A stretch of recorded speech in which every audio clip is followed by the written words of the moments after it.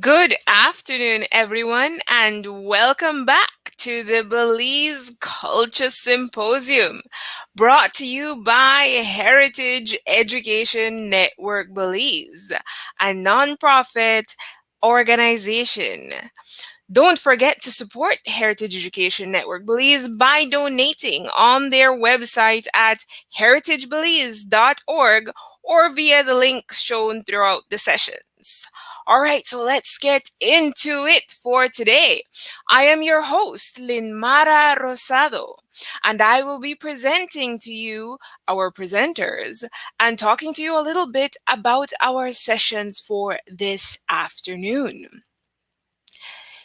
If you happen to miss the last 2.5 days of the Culture Symposium, though, don't worry. The recorded streams are available on our Facebook page at Heritage Education Network Belize. And while you are on our page, don't forget to like and share.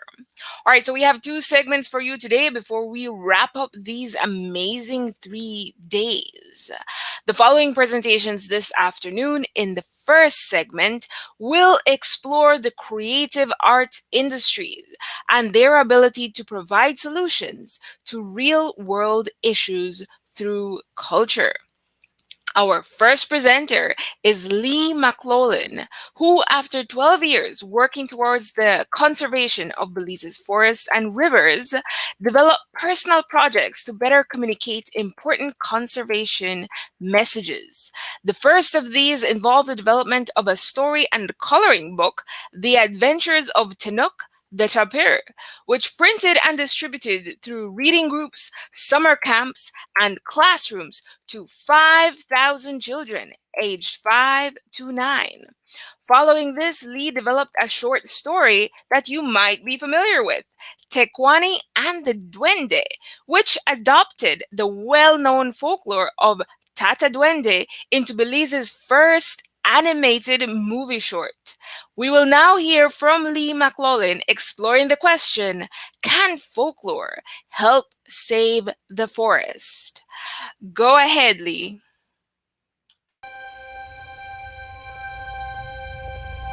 You humans' memories are short. You need to be reminded. You need to keep telling the stories to every new generation. The problem is that there is no other island this time.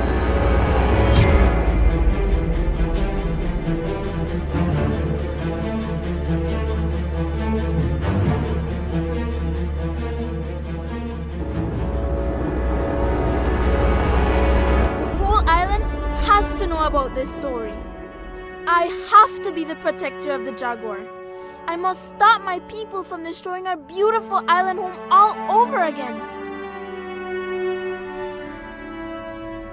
I am the protector and keeper of the forest. Your people call me Tata Duende. My name is Mcloughlin. You can see me here on the left of the animating genius that is David Smith. I was born in England 40 years ago in a small village. During my childhood I developed a keen interest in the local forests, rivers and streams, which is where I spend most of my time. It wasn't a big surprise to anyone when I decided to take this interest further into my studies. Then many years later, in 2010, I was extremely lucky to find an opportunity to work in Belize for Yashe Conservation Trust. I'm not overstating it to say that this event began a major transformation in the way I see the world. Living and working in and around the Maya communities of Toledo began to shed light on a different way of seeing the forest than the Western one that I'd been educated with. Instead of seeing nature as separate and distinct from our human communities, I began to understand it as an integrated part of daily life, a living landscape. I was particularly fascinated with the ways in which stories of the more than human were woven into this way of seeing the forests and rivers, and into what I'd previously considered to be wild or untamed places. Whether at people's homes over a bowl of caldo, deep in the forest on patrols, or escaping the midday sun underneath the Yashe Ranger Base, I'd hear many stories, sometimes of ancient people still living out in the far reaches of the forest, of strange beings like Sisimito or Tata Duende. I couldn't help visualizing these beings, and when you're in the midst of the strange night sounds of the deep bush, they really can give you the chills. In parallel to this wonderful learning was the rather more mundane need to implement international and national donor-funded projects. These intended to protect the forests and wildlife, and I was a part of efforts to conduct ranger patrols along with Yashe, which were intended to carry out surveillance of these protected areas and enforce national rules and regulations. I was also a part of efforts to educate the largely Kekchi and Mopan Maya communities that lived around these protected areas of why conservation was important. Now, this might sound arrogant, especially coming from an Englishman who knows so little about the forest compared to the local communities with their millennia of built experience and knowledge, but I'll come back to that. Now, some years later, after I had some success with the publishing of an illustrated storybook called Ten Up the Tapir, which some of you may have heard of, I was encouraged by my colleagues' response that this was a refreshing alternative to what are often quite dry and boring, jargon-filled attempts to share conservation information. So, lying in a hammock and experiencing a rare rush of creative energy, I started writing a story for another book, this time integrating the famous Tata Duende from the stories that I'd heard so many times from friends and colleagues. And then literally the following week, a friend sent me a fantastic animation short called The Manatee, which was the creation of a talented animator who happened to live just a couple of streets away from me in Belmopan. His name was David. I contacted him. He happened to have gone to school with my wife, various other connections, and we arranged to meet.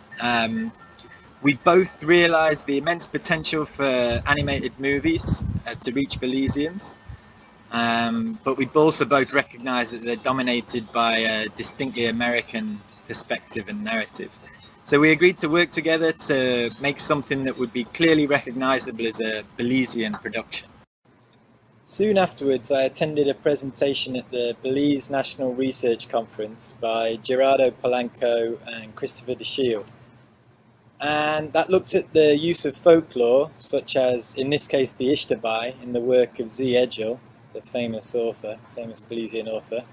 And I was becoming, through this, I was becoming more aware of the influence that the colonial period, complete with its Christian morality, might have had on the ways in which these stories that I've been telling you about were told to me and others. So I was reflecting on this, and particularly how this might have influenced the story that I'd wrote. A post on the excellent Belize Yucatec Maya Facebook page summed this up well when they addressed a false claim that Tata Duende translated directly to grandfather demon. And I'm quoting from the page here. The name Tata Duende comes from Tata, which is old or grandfather, and Duende, which comes from Dueño, which is owner or proprietor. So this originally meant the guardian spirit. They were the guardian spirits of the forest, including the animals and the humans that were there. However, due to the influence of Europeans and their religion, they'd been given features like the elves and goblins of old European folklore. And this was also the source of the scary features like the taking of the thumbs and the stealing of children. So it was about this point that I realised a much more comprehensive effort was necessary to research Tata Duende. So I began contacting researchers and well-known storytellers from across Belize, including Andy Chuck, Carmen Carrillo, Doña Libertad Carl, Aurelio Shaw, Evarista Balam, as well as researchers including Gerardo and Christopher, to make sure that the story that I'd written was as faithful to the original form of the story and the role that Tata Duende, who is also known as Nukuch Tat or Yum Balam to the Yucatec Maya, so the role that he'd played in society before the colonial project. And so I've been very fortunate to get contributions, ideas and edits from all those individuals to the story and eventually the screenplay. So I had increasing confidence in the story, which now portrayed Tata Duende in much closer to his original form, which was as a guardian of the forest. And that role obviously complemented my original intentions for the story, to build positive attitudes towards the forest. And so I now started to think about how we could get the maximum number of Belizeans to see the film. Obviously, not everybody uses social media or can travel to see the premiere in the cities, and we needed to look at how we could reach Belize's more remote areas. After a big premiere at the Bliss Theatre in Belize City, which was followed by the screening at the Belize International Film Festival, where we actually shared the prize for Best Belizean Film, we began a national screening tour. And on this tour we reached more than 30 different locations around the country, including theatres, schools, auditoriums, universities, community centres. And each time we screened the movie alongside local performances, cultural performances related to the theme of folklore and storytelling and film. At a conservative estimate, we reached more than 4,000 Belizeans in live audiences from across all 6 districts. And then on top of that, our social media, which was YouTube and Facebook channels, reached a combined audience of up to 12,000. And then on top of that, our movie screened at 3 international film festivals. So all of us involved in making the movie learned an incredible amount through this really long process, which took like more than 2 years in total. And it seemed a shame not to put that experience to use. So we've already developed a script for a feature film version, which is a longer version. And we've secured some small seed funding from Netflix and Ambulante, which is a Mexican film festival, and a Swiss foundation. So this new story follows the adventures of young Tekwani as she finds her voice and attempts to save her people in the Jaguar from ecological disaster at the hands of greedy developers. Some of the key themes of the movie include environmental protection, folklore, and Belizean culture, as well as female empowerment, capitalism, anti-capitalism, people power, and the unique bond between a father and a daughter. We're particularly excited to be able to feature some of Belize's incredible linguistic diversity in this next stage. Belize's animation capacity has definitely been advanced by David Smith, director of animation, but we also provided an outlet for the talents of young Belizean animators, actors, sound engineers, songwriters and performers, and score composers. And we've got an opportunity to demonstrate this talent and build it whilst telling important culturally respectful stories that can build momentum against the ongoing degradation of Belize's environment. I'd love to give thanks to all of those involved in the production of the movie, from its conception to execution, and also to all of those who've given encouragement and support in all of the forms that takes along the way. Thanks.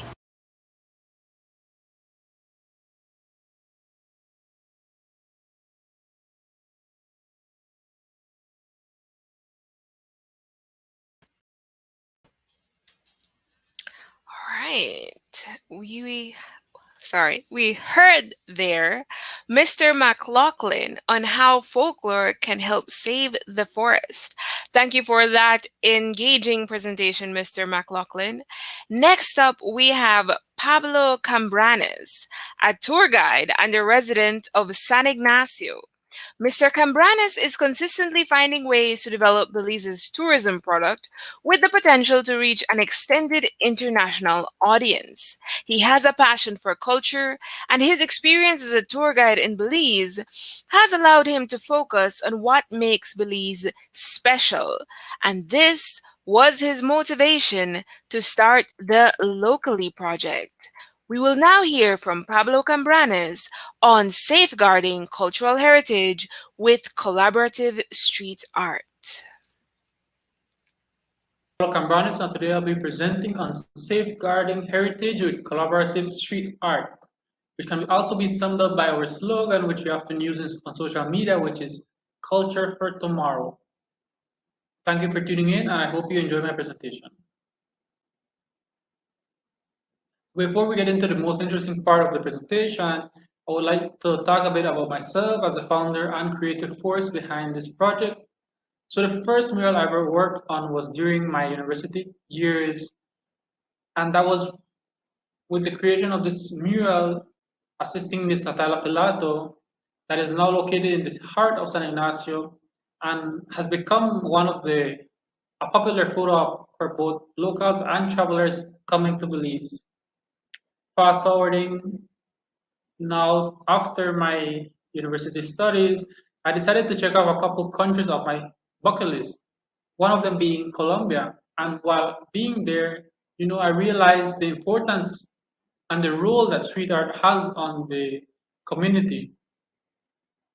Returning back to Belize, I was interested in learning more about my country, so I decided to enroll myself in the tourism certification program that all of the tour guides are required to take. So I enrolled and I was successful in completing the course, and through that period of time I was able to fall in love again with Belize and learn things that many people are not aware of. So that is all of these past experiences was what led me to where I am now, which is this heritage led transformation path. So now let's talk about the project. So first of all, I have to mention what this project isn't, and that is that this is not a politically aligned initiative. We are a self-funded community project, a collective effort between artists, local and international stakeholders on a joint mission to safeguard Belize's culture with countrywide street art rooted in tradition. So you may be wondering why now? Well, the pandemic revealed that these events can, affect the way we live and, are big threats to our social structures, to our safety structures, to our cultural structures. So I think this was a perfect time to reinvent, redesign, and come up with innovative ways to talk and promote culture. So while preparing for this project, of course, I did the planning, and that involved, getting familiar with the successes and the challenges that other or similar projects have encountered.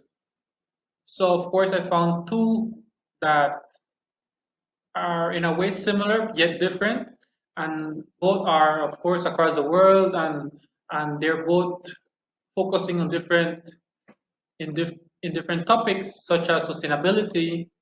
But on your free time, you can, if you would like to learn more about them, you can easily Google them and see what they're doing around the world. But now coming back to the planning process of the locally project, while I was doing that, I thought had been original enough to create the term cultural footprint. Of course, that would be the guide that I would use to select locations where we would do these murals. So of course, under my definition, these locations are shaped by a combination of cultural, economic, social, and environmental factors. These spaces contain both tangible assets and intangible elements in relation to cultural heritage. So just like how ecological footprint can measure the impacts and the effects that we have on the environment, I wanted to use this cultural footprint to measure the importance of these sites based on culture. So of course, while drafting up the plan, I had to select and decide on 4 goals that would guide each mural. So of course, the first one being to assist in the rehabilitation of rural and urban areas. followed by the generation of opportunities, such as job creation and poverty alleviation. Also, we want to encourage a sense of identity, a community, participation, and responsibility. And finally, we want to strengthen the brand and assist in the recovery of the damaged economy by attracting tourism after this pandemic. So with these goals in place, we are positive that we can achieve great outcomes with the help of these murals. So now, getting back into the interesting part of the project, which is actually coming up with the design, selecting artists to collaborate with, mixing the colors, transforming the overall location that is selected based on what I talked about, which is our cultural footprint. So the first location I selected for the first mural was this tortillerias. They're known here in Belize that not only sells handmade corn tortillas, handmade flour tortillas, fruits, vegetables, choco bananas, cream, cheese, and so many other local products. So to me, that is where I want to put my focus on and keep on doing, and have each mural be an extension of what they offer as a small business. So of course, the lady as the owner agreed. She was really happy that of course it is done free of charge for her, and of course we do get her input in terms of the approval of each design and any change that is done to the design and each color and things like that. So it's definitely a collaborative effort, not only with the artist but also with the business owner, since it's basically their business. And as you can see in the after picture or the results picture, we not only painted the side where the mural was going to be, but we also focus on transforming the small business as a whole. So of course, we were able to paint the exterior, the interior, which is not shown in this presentation, but you can definitely check it out on my social media. We have been posting all the before and afters. So of course we did that, and one of the positive things that come out as a result of this transformation is the pride of the business owner. Not only was she happy with the result, not only did she start seeing an increase in local customers. I think it was like a week later after we had completed the mural that she started to see travelers stopping by, taking pictures. So in a short period of time, I can definitely say that it has been serving its purpose, which is to, do so much more than just, be a photo op in the community. And additionally, you can see little pictures at the bottom. They might not be as visible, but I had some remaining paint, the yellow, and of course, this lady that is standing in front of the fence, she would always stop by and chat a bit while I was doing the painting.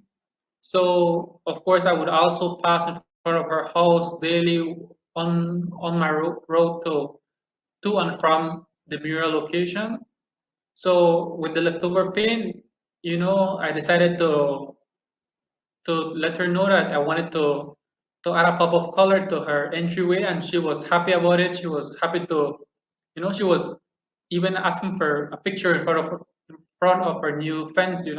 So to sum up everything that I mentioned about the selection of these murals, it's basically for you to understand that we're not only doing murals, we're doing a full-on transformation, a full-on community project that is involving so many different people of the community, so many artists, painters, business owners, and and like the lady that got her free colored fence, so it's definitely more than a mural, which is what I'm showing in the following slide.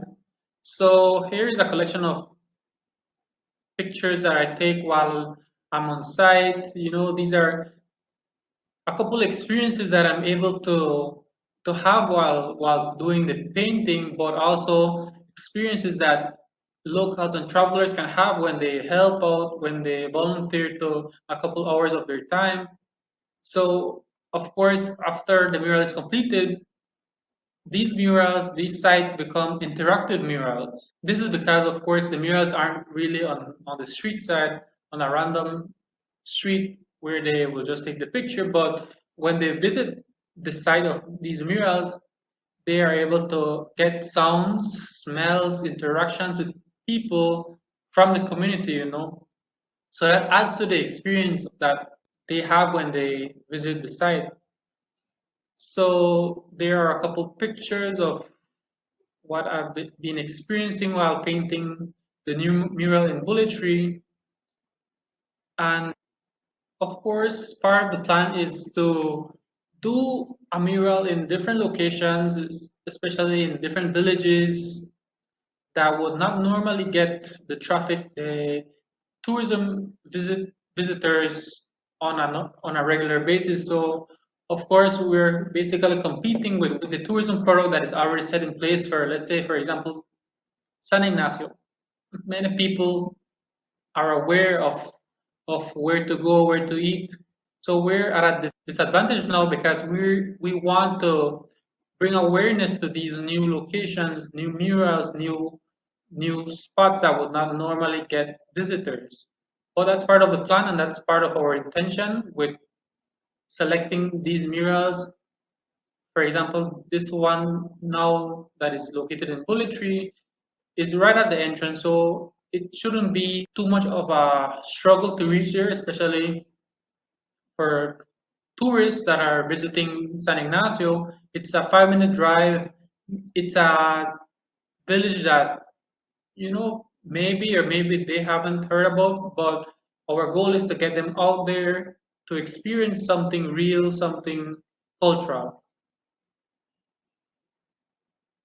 And this is a quick slide on the theme, which is basically the local people that are willing to help out with a couple hours of their time. So, and you can see that many of them are really, really young kids.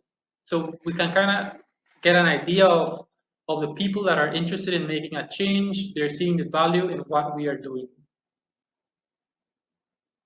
And of course, after and before each mural, we are definitely exploiting the potentials of digital technologies for the interpretation and the promotion of cultural heritage. So of course we use platforms like Facebook to promote and tell the stories of each mural, and the different people that we collaborate with, such as my good friend Frank Tzib, who was kind enough to help me out with the design for the first mural, which is, as you can see in this slide, which is on another popular site, travel site, which is Belizean.com. So that's additional exposure, not only for the artist, but for the location, for the small business where these murals are located.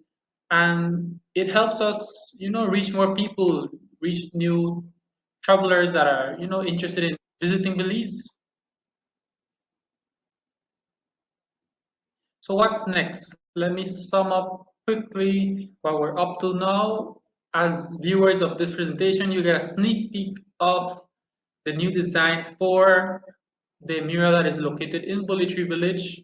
We have plans of, painting new designs, new themes, new collaborations with new artists. So these are all on the pipeline. We hope that you tag along and support this great cause. But before, let me mention that, of course, the story behind this design is very, very interesting. We'll be sharing part of the story of the mural on our social media, on Facebook, on Instagram, on YouTube. So I hope that you stay tuned for the video that is coming along as we complete the mural in Bulletry.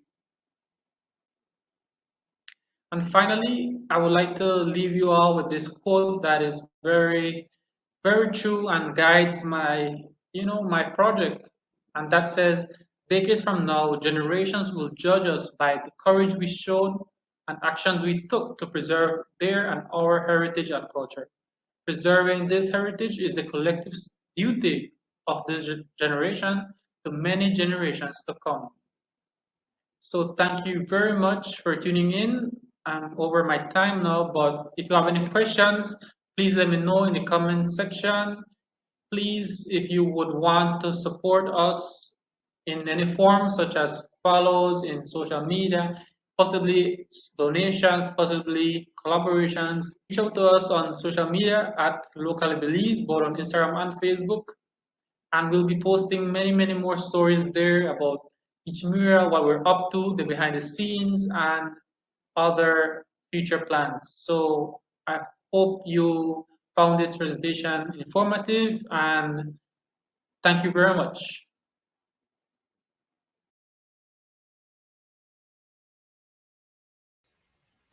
Thank you, Mr. Cambranes, for that presentation on collaborative street art. We will be looking out for those upcoming murals. I now introduce to you our next presenter, Mr. Abdon Tzib. Mr. Tzib was born and raised in the beautiful Yucatec Mayan village of San Antonio in the Cayo district. In his work, he tries to show the beauty, strength, and enthusiasm of people. His recent focus has been to work directly with the Mayan culture, documenting lifestyle and preserving precious moments that can't be accessed easily by a larger audience. His aim is to record timeless narratives through imagery. I present to you Abdon Tzib on culture photojournaling. To everyone, and thank you to the Heritage Education Network for having me present on the photojournaling of the Maya culture in Belize. My name is Abdon Tzib, and I come from the most beautiful village in Belize, which is the um, San Antonio village, also known as Oshmulka, and we call it Tana, which is home. All right, so for today's presentation, I'm going through a narrative which includes a lot of pictures. And these pictures are basically taken from my journey and my, I can say, experience into the Mayan communities and the Mayan culture in Belize. Right, so this entails three groups, which is the Yucatec Maya, the Maya Mapan, and the Quechua Maya in Belize. So broken into six parts, we have the way of life of our people. So the first part will be including the interests, the lifestyles, the beliefs, practices, survival, and the future of our people. So, the firstly, I would like to introduce what is the interest of our people, and the main interest, which, if you know a Maya man or a Maya woman, you would know that if you get to gain their trust, you will learn a lot from them. Okay, you will learn to enjoy and engage into conversations which you never thought you would be part of, basically. Maya people, in a sense, are altruistic. We help each other, and that is what has been ingrained in our DNA. In the past, the barter system was what we aimed for. You know, that was our way of life. We used to just exchange goods for our survival, and also we exchange knowledge, we exchange ideas. We also share a lot of what is the knowledge of the jungle, a knowledge of what the natural environment is for us. Enjoying what nature provides us, like all the wildlife, all the food that we get from the wild, and also all the enjoyments we have. Like you just go in the jungle, you find a nice pool, you just dip in it. It's amazing. It's amazing, and everyone, I guess, should try that. Also, like our past people believed, that everything in the landscape is and needs to be explored. Um, our Belize is small, but it's vast. From level 0 to the highest peak, which is the Victoria Peak. We understand what it is to live in the jungle. Our Maya people were from the jungle. Our Maya people enjoyed the landscapes. Our people enjoyed the sunsets. Most of all, you enjoy the daily views that we have. Like for example, this is a landscape picture of uh, a sunrise in San Antonio village. As I told you, the most beautiful village in Belize. San Antonio is fastly growing, and our ancestors, found the perfect spot for us to live. Um, Also, our lifestyle entails a lot of things, several things which include where we get our water from, and how far we have to go, and also it includes subjectively what we want to share and basically document of our culture. Also, our lifestyle includes building what we use every day, and in this case, building a fire hat, which we call in a Creole, and fogon, which we call in Spanish. Uh, it's a whole process. So our people know what is the best soil to use for that. It's the type of red dirt, which in San Antonio you can find right close to the United Pentecostal School, and it's a long process, but it takes well, you can make the fogon in less than half an hour. But if you have the skills, of course. And here we have Miss Erminda um, building her fogon, right? And we build it here, and also our people in the south also use it. Like our Maya people use the fogon a lot. Um, of course, tortillas are our daily food, and so tortillas of any type of corn is always the best tortilla. Also, for our lifestyle now, we include the coffee, right? Coffee uh, is what a lot of people drink daily all over the world. Unfortunately, in our small Yucatec community, um, Mr. James Mesh grows and packages the Oshmul coffee, which is available for sale. Actually, you can follow them on Facebook as Oshmul Coffee, and you can order yours right there. Um, and also, our lifestyle includes the marimba, it includes the dances, it includes the engaging of us and our families. It also includes, upgrading what we have, what we think is modern, and what we need to basically build to survive, right? And in this case, like the cement houses which withstand wind and they don't degrade that easy, unlike the thatch roofs, right? And also, our lifestyle includes growing corn every day, includes walking to milpas, it includes caring for our food. And for our beliefs, it's massive, it's vast. I won't go into details because of the time span, but our Maya people have a lot of beliefs, strong beliefs that nature and us basically are one. Okay, we are one with nature. This image was taken at an initiation ceremony in the Elihopanti National Park. This is when Itsamna Society acquired the co-management of that area. It's a large area. It's 12,600 acres, and so it's not only manpower that can protect this jungle, but also this spiritual realm also have a lot to see with this, because we have the offering cave, where our ancestors used to make their offerings to the spirits, and now the practice still continues. Um, and like we have to share this to people, not in detail, of course, because it is very complicated if you don't understand, but at least the, an understanding of what it is. um, Also, our beliefs is that us, Maya people, need to be proud of who we are, need to be proud of what we share to people.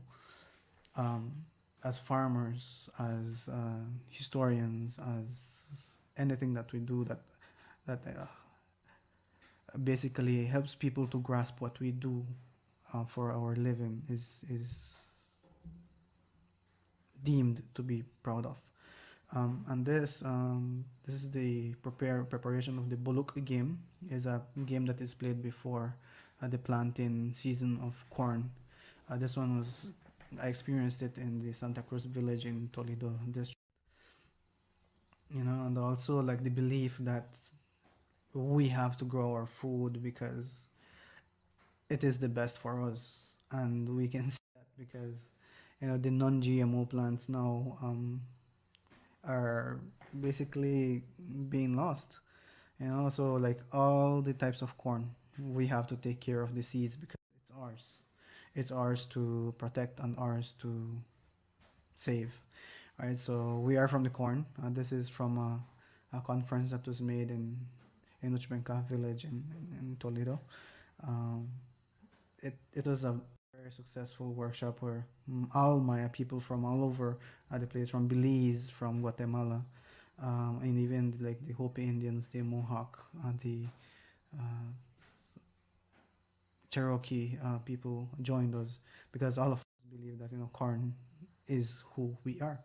We eat corn, we plant corn, we save seeds for the corn, we share the seeds, we share the food. So we all are corn. Okay, no matter if you're, again, like if you're from Guatemala, Belize, or Mexico, or wherever, we are.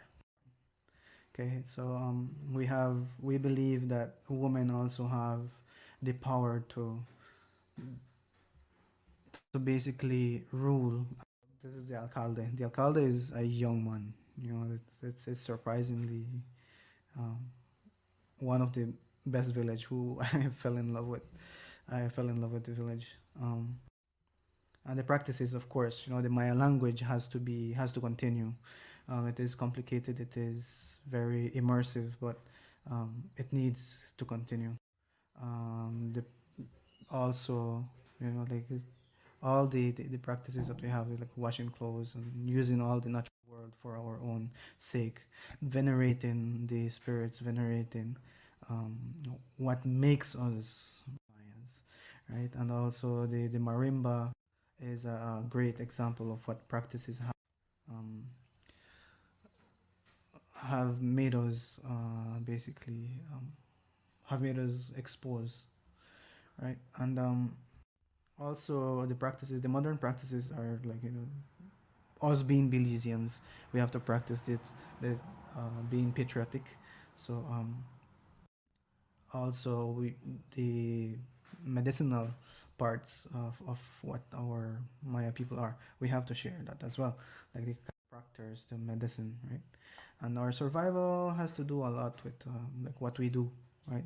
From when we are born in the clinic until we go to the cemetery, like, and also like the stories of the chicle has survived, but unfortunately the practice not.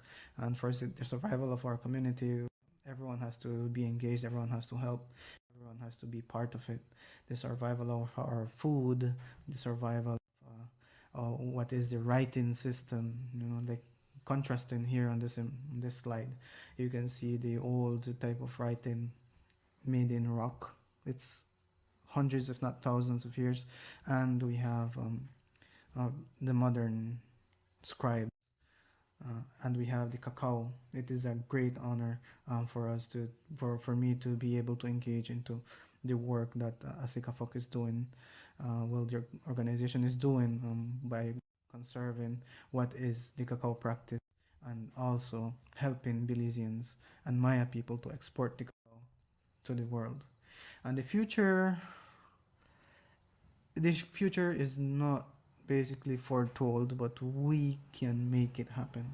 Miss Maria Garcia is a person whom I admire a lot and I've learned a lot from, and she has opened a vast uh, road for people to learn and continue the process of teaching the Maya language and teaching the Maya customs. So basically, as this picture says, we have Mr. Urbano, a Maya man painting the preschool in San Antonio, says, preparing young minds to succeed.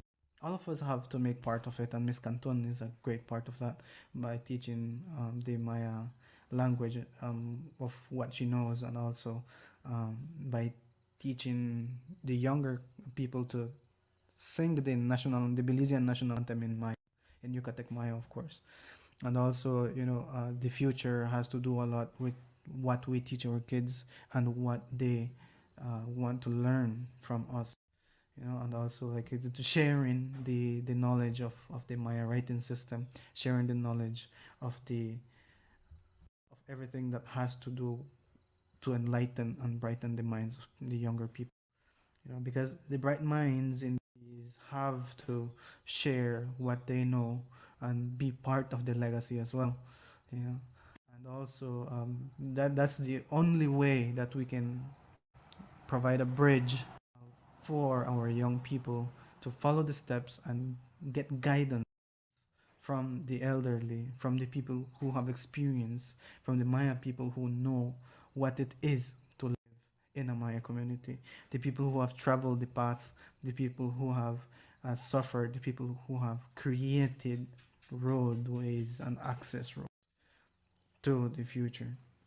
As Belizeans, we are proud, but we have to share. We have to let other people know, or at least our younger people know, what it is to be a Maya person, what it is to be engaged in nature, what it is to unite as one, as a family, and to share the knowledge, share everything, share the stories to our young people, right?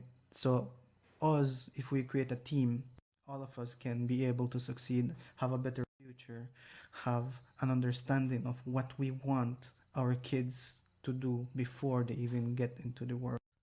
And on, only if we join and we work together, we can learn from our past. We can learn to share, to protect, to preserve everything that our Maya people, that our elderly have shown us to impact a larger group of people. And of course, it has to do to impact a large, or at least several levels of generations. Okay, so again, I repeat, our Maya culture only continues when we decide to pass it on. Right. So thanks very much for Heritage Educational Network. I'm really thankful for this opportunity to be able to present on not only the pictures, not only the photojournaling, but what my culture means to me. Thanks very much.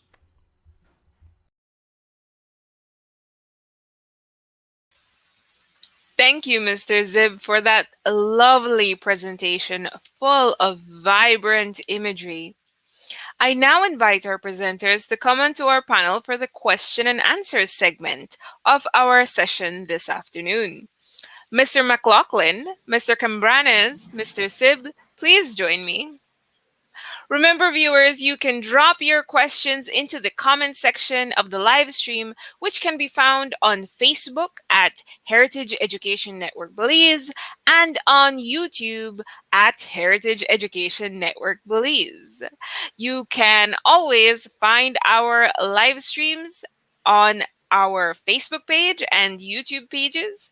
And for these past 3 days, if you've missed any of the sessions, you can find the recordings there so that you can catch up on the amazing information that has been shared so far. So go ahead, everyone, and please send us your questions for our panelists.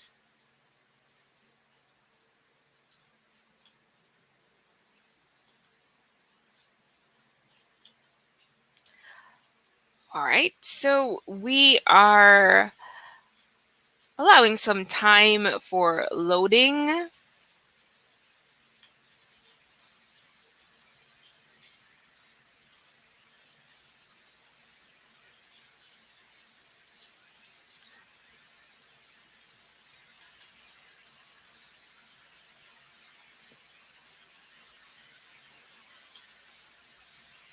Okay. Mr. Mcloughlin, Mr. Cambranes, welcome. How are you today? Good, thanks. I'm good. Thank you very much. I'm glad to hear. We have a question from Miss April Martinez. This one is directed to Mr. Cambranes. How can Belizeans support you apart from visiting the artworks? Well, I think one of the best things that locals can do and for this project would be to volunteer a couple hours of their time so that we can not only create a mural faster, but I think this is a great opportunity for them to get a sense of what it is that we are painting, the story behind the mural, and for them to actually get to understand what it is that we're doing. And by understanding it, then they're able to value what we're doing, and then by valuing it, they're able to take care of it. And this follows the cycle of heritage. So I think that would be the best thing that locals can do in supporting the mural. Thank you. So, just to clarify, your projects are volunteer led. Yes, anyone can be part of it. Either travelers that are visiting Belize for a couple of days, locals that live in the surrounding areas. I usually announce where we'll be painting, so they can definitely stay tuned to each location and just send us a quick message. And I usually post when I'm in search of volunteers, so they can easily just reply, and then I'll be happy to provide any form of transportation or refreshments or anything that is easy, that makes the project easier for them. Thank you for that information, Mr. Cambranes. Audience, if you are interested in being part of this project, be sure to get in touch with Mr. Cambranes. We have another question coming in, and this one is directed to Mr. Mcloughlin. Are there any other folklore characters or creatures you're researching on apart from Tata Duende? Yeah, thanks for the question. Actually, yes, we are currently engaged in some kind of next steps, as I mentioned in the video. We are looking into, I don't want to give too much away because you always need the element of surprise when you're talking about stories and making movies in this case. But just to give a little taster, we've been discussing with Andy Chuck from the Belize Yucatec Maya group, and on the possible inclusion of the character, well, the spiritual folklore of Way Balam, which is, I suppose, for anybody uninitiated, which is like me, it kind of seemed like almost like a kind of a spirit animal, which can take different forms. So, like I said, I can't give you too much detail at this point because it's part of the story, but we are looking at other aspects of the folklore, particularly the Yucatec Maya spiritual beliefs. And we're working with the, like I said in the video, we're trying to make sure that we get it right. Right. Thank you. So our next question follows up a little bit on that as well, the same topic we've been talking about. Have you been working, sorry, can you elaborate on some of the projects you have been working on for the future that stem from your work with Tekwani specifically? Yeah, so yeah, we're basically putting together right now, we wrote a story for a feature-length version. So what we produced was a short film, so it was about 20 minutes, and we wanted to kind of expand on that. As if you see the movie, you'll see it ends with a cliffhanger. It's kind of like what's going to happen next. So what we're doing is putting together a full-length film, which is probably going to be more than an hour in length. It's going to take a really long time to put together. We're talking years because we have limited funds and we don't have that many animators that we're working with as well. So animation takes a really long time. So yeah, that's the main focus for us at the moment for the next steps. We really want to get that, as far forward as we can, building the animation capacity, and yeah, like seeing where we could take this next. Thank you. So if you're a fan of Tekwani and the Dende, there is more coming up. All right, so our next comment/question is from Annabelle Ford, and it reads, love the idea of art and murals. I have an idea for the Santa Elena Library. Have a forest garden on the wall and in the landscape. How do you select places for murals? I believe this one is for you, Mr. Cambranes. Yes. I think that's a great idea, and definitely research and decide on each site based on how, like I mentioned in my presentation, it's based on the cultural footprint, where there's no set rule to pick any location, but one of the best things that I go for when deciding each location is ensuring that we're painting the mural on a site that already has a story.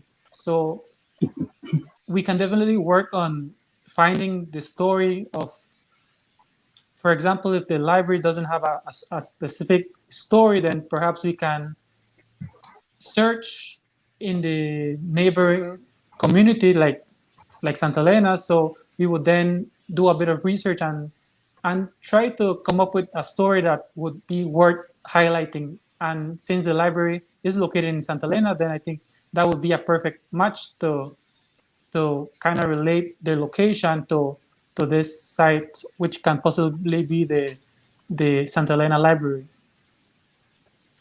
All right. Thank you, Mr. Cambranes. So you might want to get in touch there. Our next question is from Miss Carolyn Dawson. And the question reads, what is the next Maya project for picture journaling? Mr. Tzib, I believe this question is for you. Thank you very much. Can you hear me? Yes, we can hear you clearly. All right. Okay, so in picture photojournaling, well, currently I'm working with, I'm doing photojournalism for Costa Rican based organization, which they work along with the Central American countries, and the Caribbean. So there's not exactly like a schedule to shoot or to do photojournalism. But this coming week, actually, there's a program or a project happening in Mcloughlin village down south, and that's going to be my next upcoming project, the nearest project. But then, of course, there are lots more to do, especially here in Belize.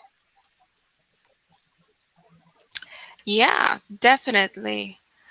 Thank you, Mr. Tzib. The next question is from Miss Brianni Teul, and it reads, culture in Belize is important as it incorporates different beliefs and practices that people share in common. Question for Mr. Cambranes, do you have more upcoming projects in different villages? Thank you for the question. We definitely have the plans, and our goal is basically to do a mural in each village outside of the popular towns like San Ignacio. So that is our priority right now to see how we can include all the villages into the plan and and and definitely uh, find the stories. You know, like I keep repeating, it's all about the stories. If there's a beautiful story to tell, then we can definitely put that before, it, like the one in Bullet Tree,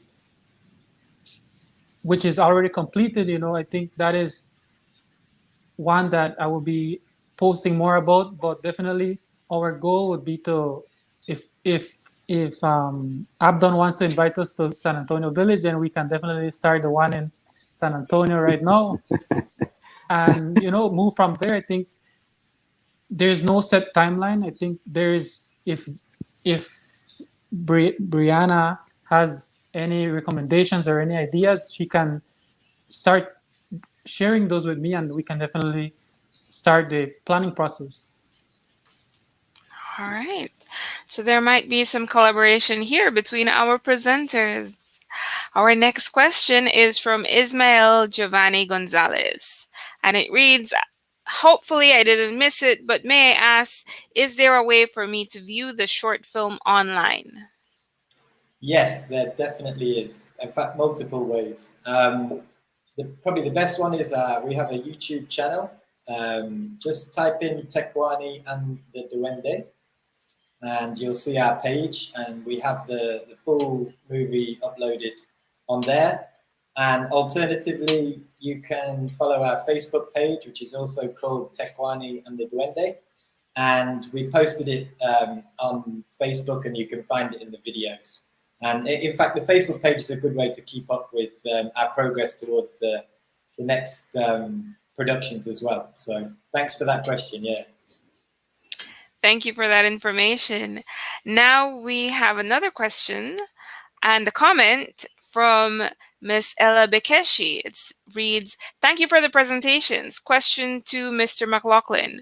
I know how much goes into creating an animation and that it can be complicated and expensive to purchase the equipment and programs to create the animation itself.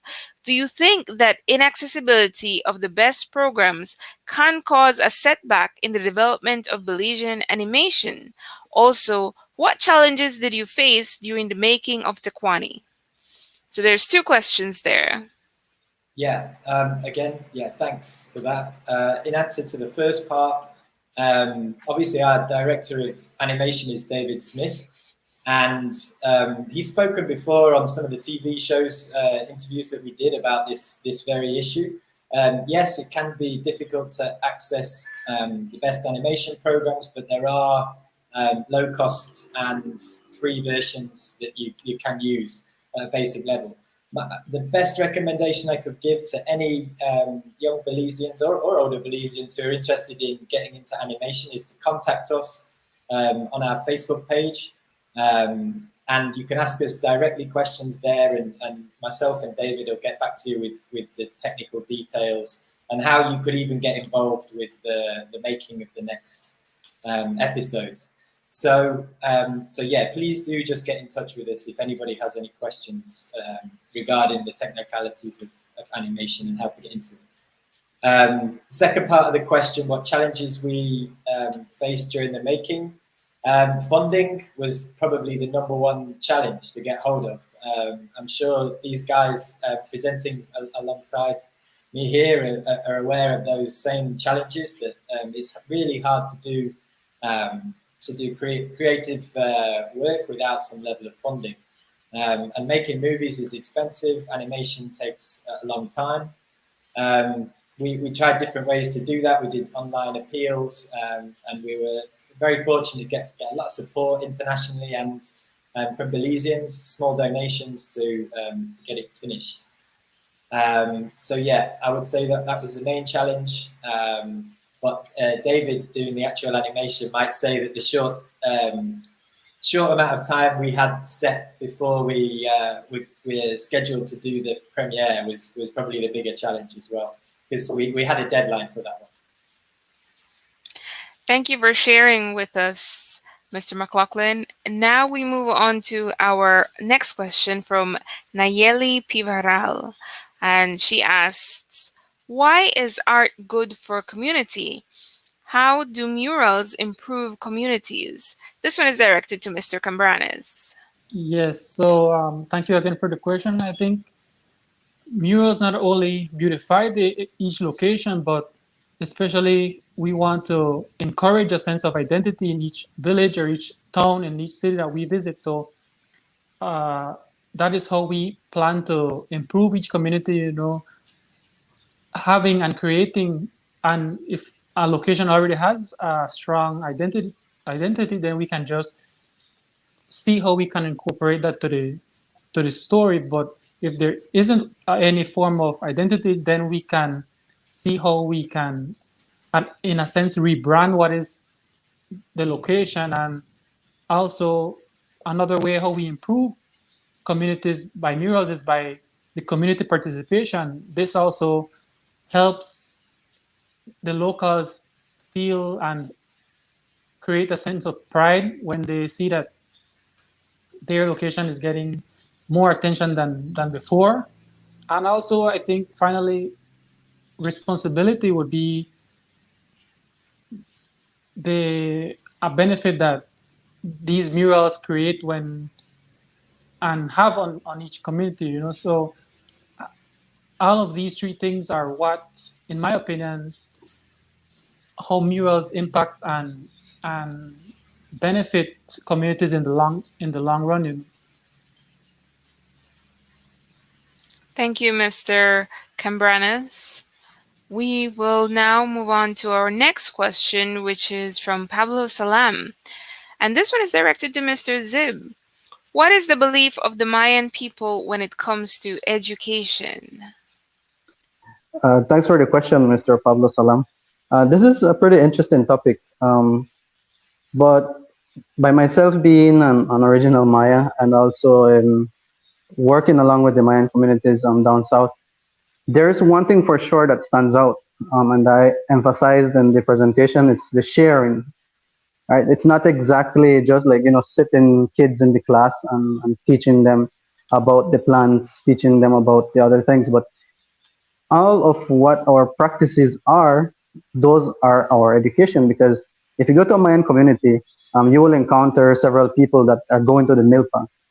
As you walk along with them, they will show you, okay, like you use 3 leaves of these plants for certain ailments, or you use, let's say, like this type of dirt to build your fogon, right? Or like, for example, you're in the house and they tell you, oh, please don't touch the limes or the what you call it, the sabila, or the what you call it, sink and Bible, then say it, or the aloe vera. Sorry, if they hang it on their door, tell you don't touch it, and they will explain to you why. All of what the Mayans teach us, or our ancestors, our grandparents, our parents teach us, it comes directly about their personal knowledge. And even the numbers, like if the presentation in the weaving, that was pretty interesting. They were talking about the mathematics in it. Even that, like how did they know that you use certain numbers of weaving, right? How many spiral turns do you need to give the hammocks so they stay perfect? All of that comes directly, like orally. It is embedded in us to think about solutions when it comes to using natural resources. And so the belief in education basically is learn from the elderly, learn from people who have the experience and know how to use the natural resources properly.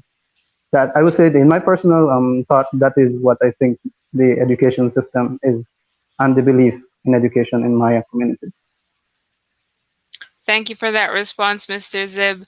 We now move on to our next question from Chris Andrews, and it reads, what is the most diverse aspect of the Maya? Oh, interesting question. The most diverse aspect. The most diverse aspect is, I guess, that we still continue planting and eating our produce. You know, like we plant our corn, we plant our squash. Like most people, like even though like they'd go all over, all the way to Chicago, all the way to England, they go all the way to South Africa. But when they see a picture of a bollos, you know, or a tamales or a tamalitos, or they even see the caldo, like it brings you back home. You know, it brings you back to it connects you again to your people, connects you again to what a Maya life is, you know, the lifestyle, sorry. And so the most diverse aspect I would say is the food, and the fact that the food has survived with us for thousands of years. That would be my answer. Thank you for that response, Mr. Zib. We will now wrap up our question and answer segment for today. Thank you, gentlemen, for being here with us. Thank you for your lovely presentations.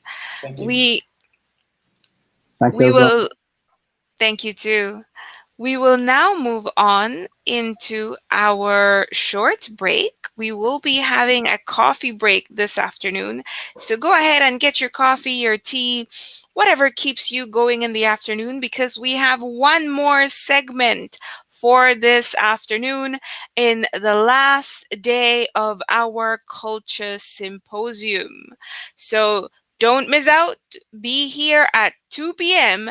to hear about community heritage initiatives. See you then.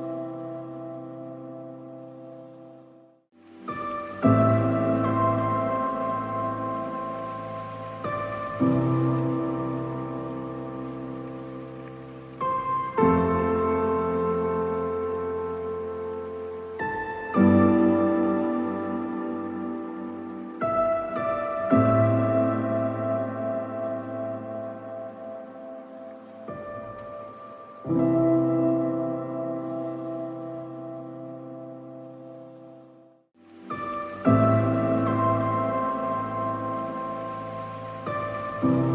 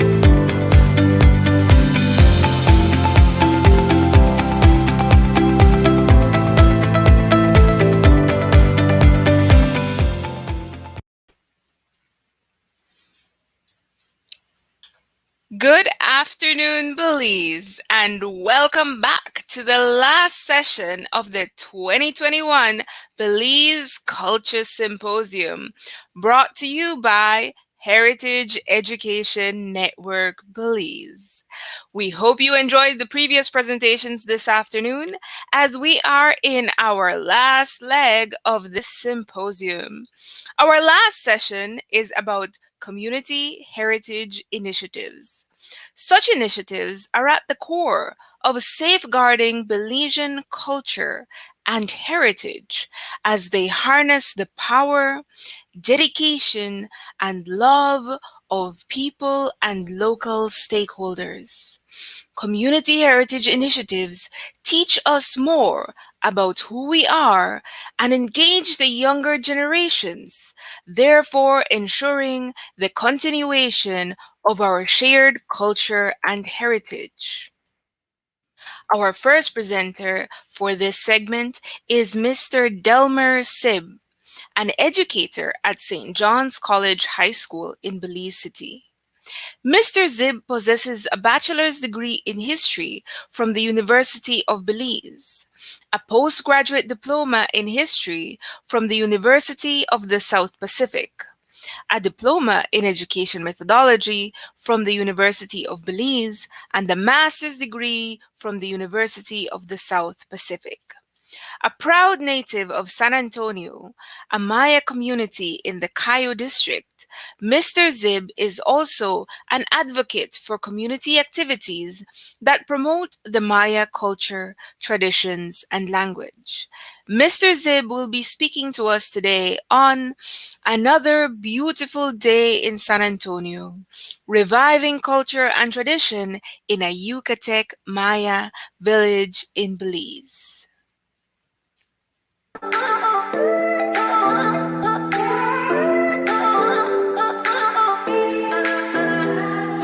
We get lost, we can get high. Because me gone, I feel alive. Anywhere, anyway, I will love you. We rule the world, just you and I. Just let me down, we walk the line. But now nothing's gone wrong, I'll take a shot for you. Give me your love, give me clouds, never let you go. Give me your love, give me clouds, never let you go. Give me your love.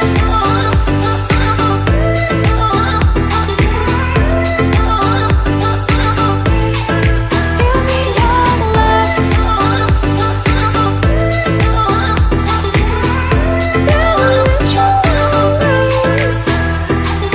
We get lost, we can get high. Because me gone, I feel alive. Anywhere, anyway, I will love you. We rule the world, just you and I. Just let me down, we walk the line. But now nothing's gone wrong, I'll take a shot for you. Give me your love, give me clouds, never let you go. Give me your love, give me clouds, never let you go. Give me your love. Give me your love. Give me your love.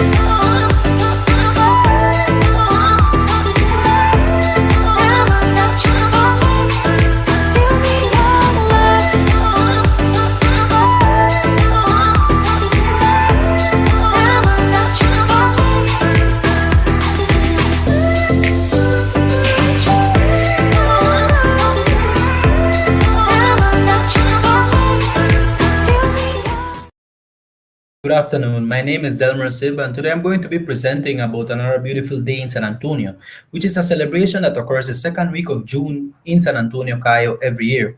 San Antonio is a Yucatec Maya community that is struggling to keep its Maya identity, traditions, language, and culture alive. This presentation recapitulates the efforts of a group of cultural activists who in 2018 decided to revive the San Antonio Day celebration. This paper argues that another beautiful day in San Antonio is an effort to promote Maya identity and community. It demonstrates that the array of interrelated activities in the festivity support the creation of local and supralocal Maya identity. According to oral history, the San Antonio Day celebration had both religious and traditional origins that drew on specific cultural expressions, traditions, religious practices, and the community. To date, no one has recorded the historical development of the celebration in San Antonio. I will provide an overview of the celebration, pinpointing key dates and developments, but I must clarify that I have not conducted an in-depth analysis of the subject matter. Despite different perspectives on the historical celebration, the festival brought together cultural legacies, ethnographic material, and folklore that were connected to the collective identity in San Antonio. The San Antonio Day celebration was intricately connected to the Catholic Church. It was an expression of the nexus between Maya traditions and identity and the religious practices imposed by the colonizers. When the Spanish Empire conquered areas in Yucatan and Mexico, they instituted a system of forced conversion to Catholicism. The Spanish crown utilized forced relocations, the encomienda system, and violence to convert non-believers. Timoteo Mesh points out that the crown also authorized the mistreatment of non-Christians as a tactic to convert the Maya. As a result, many Maya in the region converted to Catholicism, and a process of merging Maya spirituality, culture, and traditions with Catholic beliefs commenced. Alfonso Zul notes that by 1847, Catholicism as practiced alongside Maya religion had affected the manner in which many things were done and viewed. He adds, the Maya religion also lost quite a few of its rites and practices. We also cannot ignore that festivals were used by the colonial enterprise to convert non-believers. Therefore, we can conclude that the practices in the San Antonio Day celebration were a merge between Catholicism and traditional Maya beliefs, in some way a product of colonialism. In his analysis of Maya Masehualoon in San Antonio, Alfonso Zul argues that by the 1870s, a Catholic priest had urged the villagers to change the village's name from Oshmultun Kakab to San Antonio. Mr. Zul, an oral historian, described the celebration as, since the village was named San Antonio, and St. Anthony was supposed to have been born on June 13th, the Masehual decided to celebrate that day. However, in their own way, they developed a one-week feast which begins on June 4th and ends on June 13th. The feast consists of prayers, eating, and of course drinking, spiced with a few bouts now and then. Mr. Zul's analysis indicates the merge between Catholic celebration and Maya traditions. The Maya Masehuals in San Antonio practiced dances, music, and other traditions linked to the Maya civilization while celebrating a Catholic feast. Oral accounts also specify that the celebration hosted people from the region who came to stay for the celebration at the houses of their relatives or friends.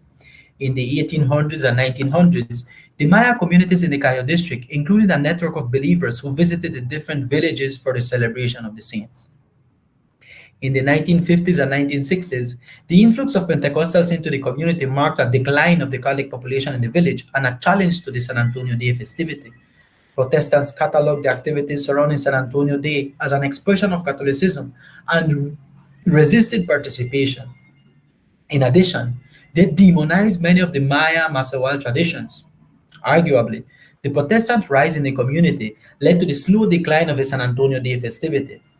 Recently, Jose and Javier Magana organized the celebration for many years up to 2010. The Magana brothers incorporated various cultural dances, traditions, music, and mechanical rites to the festivity they deemed community fair. Unfortunately, religious, economic, and political factors caused the end of the community celebration. However, Catholic religious celebrations of the day continue up to today.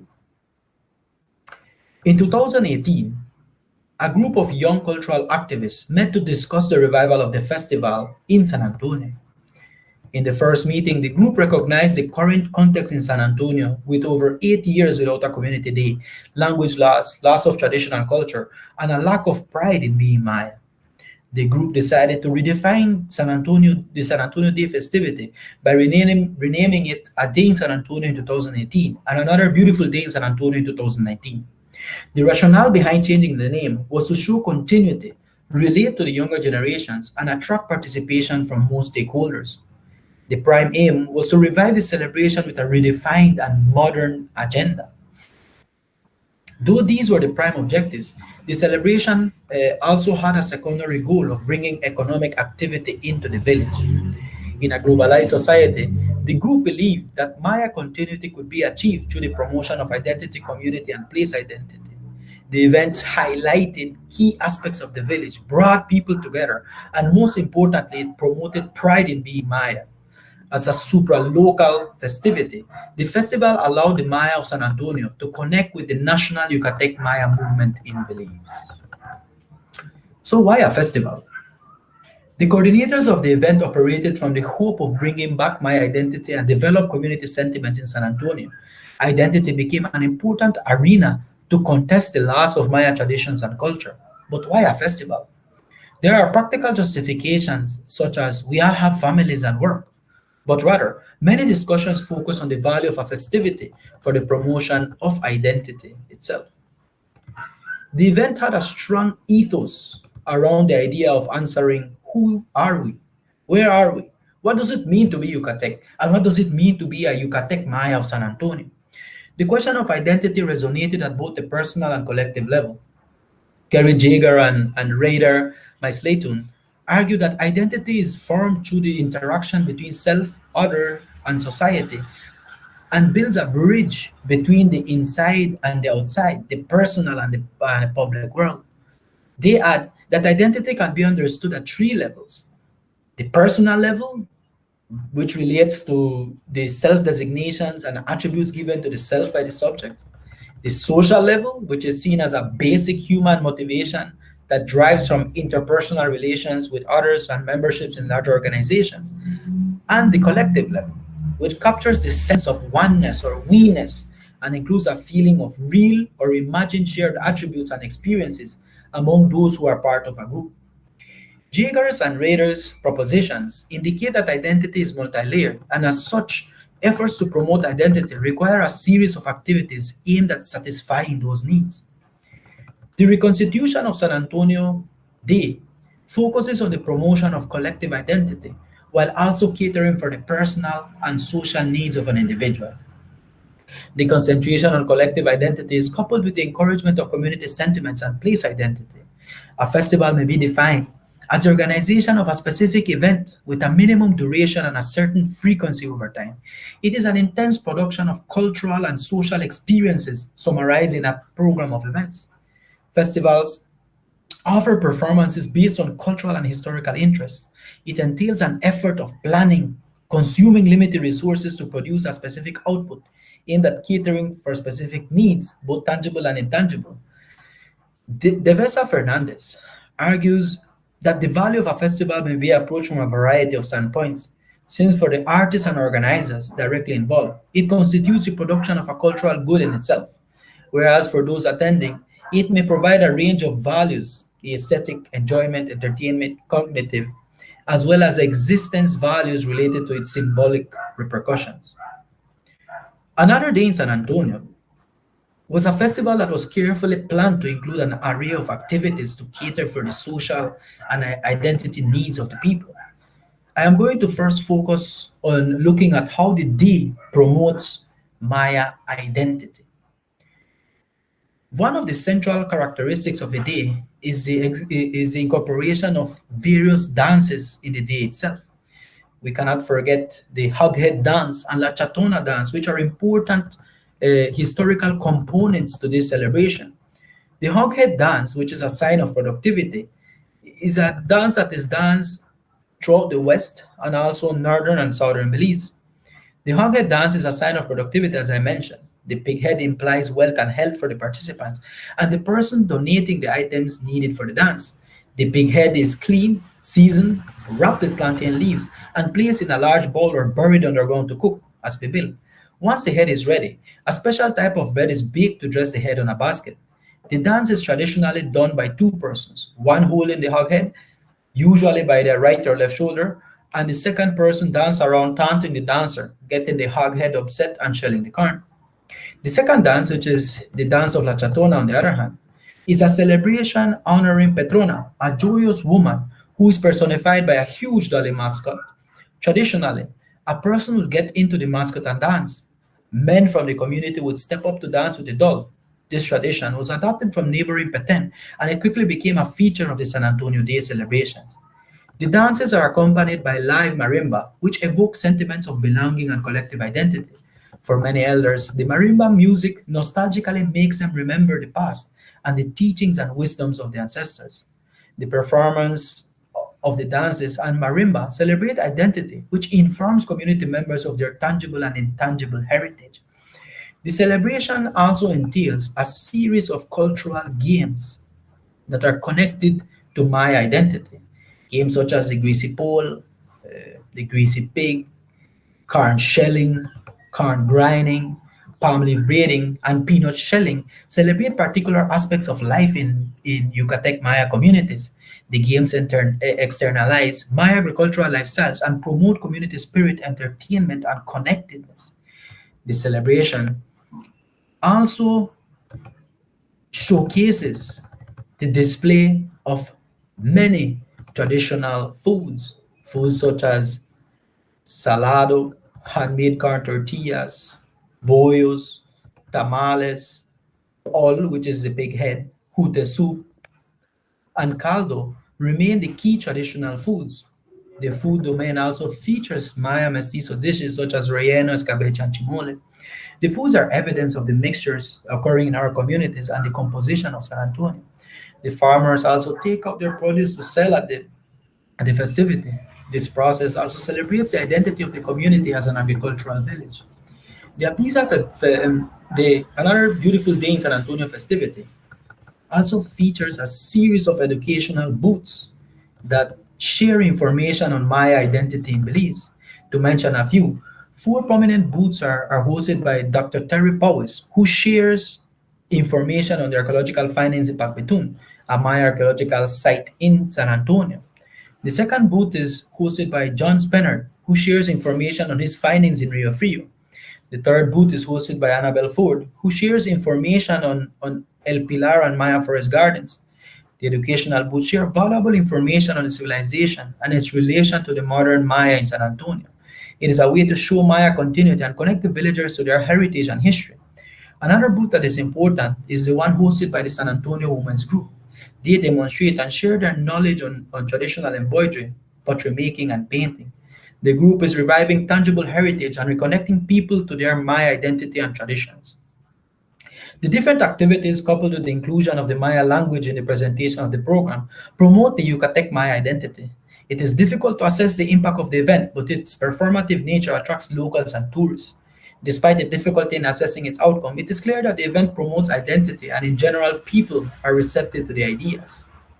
The second goal of the event itself was to promote community, identity, and belongingness.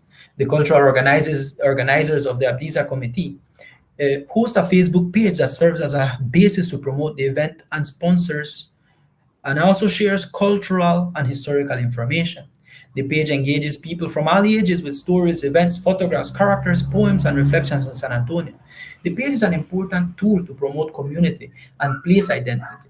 The photos in particular share not only who we are, but where are we, to create connectedness to the environment of San Antonio. The page allows the people to interact and discuss historical and cultural aspects of the community and provides a space for connectedness and belonging. Many people who interact on the page are also villagers of San Antonio.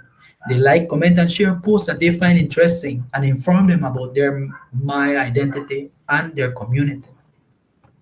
The festival also engages the primary schools in San Antonio, Cristo Rey, and El Progreso. It organizes a model competition themed on agriculture and the protection of the environment. The children are tasked with creating 3D models that relate to traditional Maya agricultural practices and examine its sustainable aspects.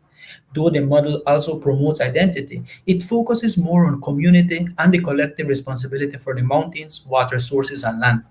The information shared enables the students to also go into their household to talk about sustainable practices and community development. The cultural committee also hosts a football marathon called Don Wichin's Seven Aside competition. The marathon is in honor of Mr. Luis Palencia, who was an outstanding player and promoter of the sport in San Antonio. The second sporting event is a bicycle race named Don Eligio Pante Race, bicycle race. The race takes place between San Antonio and Cristo Rey, with riders taking 4 laps between the villages. The total terrain covered is 56 miles, and the riders are challenged by the mountainous roads. The transit between the villages enables them to have a greater appreciation for the features of the community. It also promotes history and identity. It is done in honor of Don Eligio Panti, a Maya healer who became prominent for curing various diseases with medicinal herbs. The race brings awareness to his achievements and promotes the discussion of his legacy. In addition, the race also includes one rider from San Antonio, Mr. Angel Anastasio Tzib, and Mr. Tzib becomes a big symbol for San Antonio, particularly on this day. Before I conclude this presentation, I want to reiterate that this paper is not the result of an in-depth analysis. Rather, I only offer my reflections. This paper has argued that the Another Day in San Antonio festival is an effort to promote Maya identity and community in San Antonio, Cayo. Despite the many challenges and even some resistance, the cultural activists involved in the revival of the festival remain hopeful. In 2021, the event had to be held on a Facebook Live to keep it alive, and we keep adapting to changing circumstances.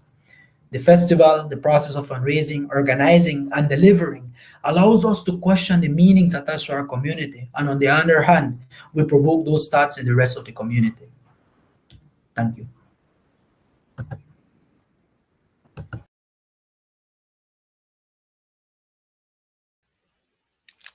Thank you for that very informative presentation, Mr. Zib.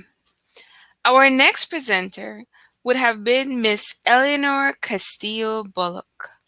Miss Bullock was born in Danguiga, Belize, and raised in the USA. She lived and attended school in St. Albans, Queens, New York, and attended and graduated from Syracuse University with a major in visual and performing arts. She used her training to teach and train primarily Garifuna children, youth, and young adults the Garifuna language, music, and dance in an effort to promote, protect, and preserve Garifuna culture and language, which is endangered and facing extinction.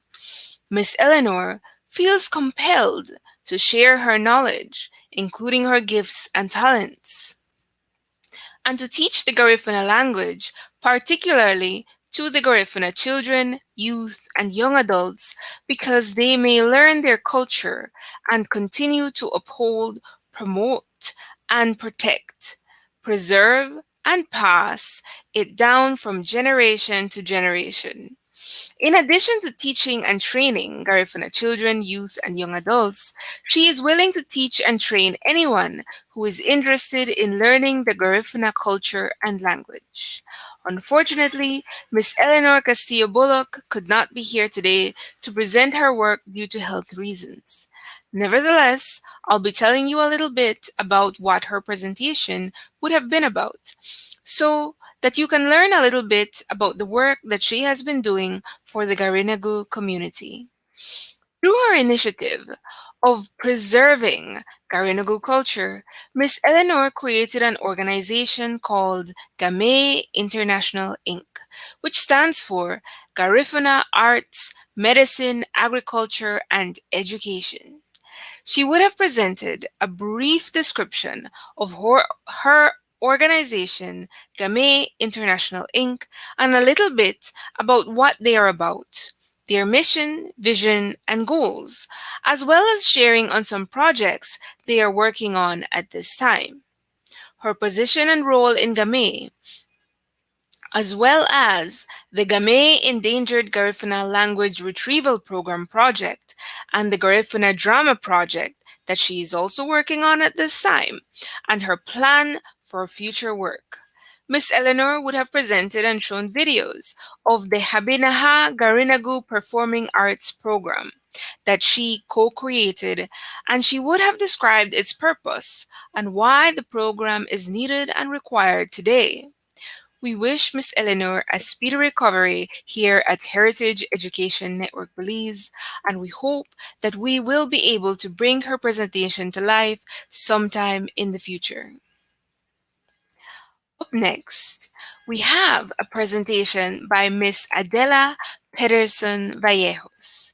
Miss Adelita Pederson Vallejos, was born in Libertad Village, Corozal.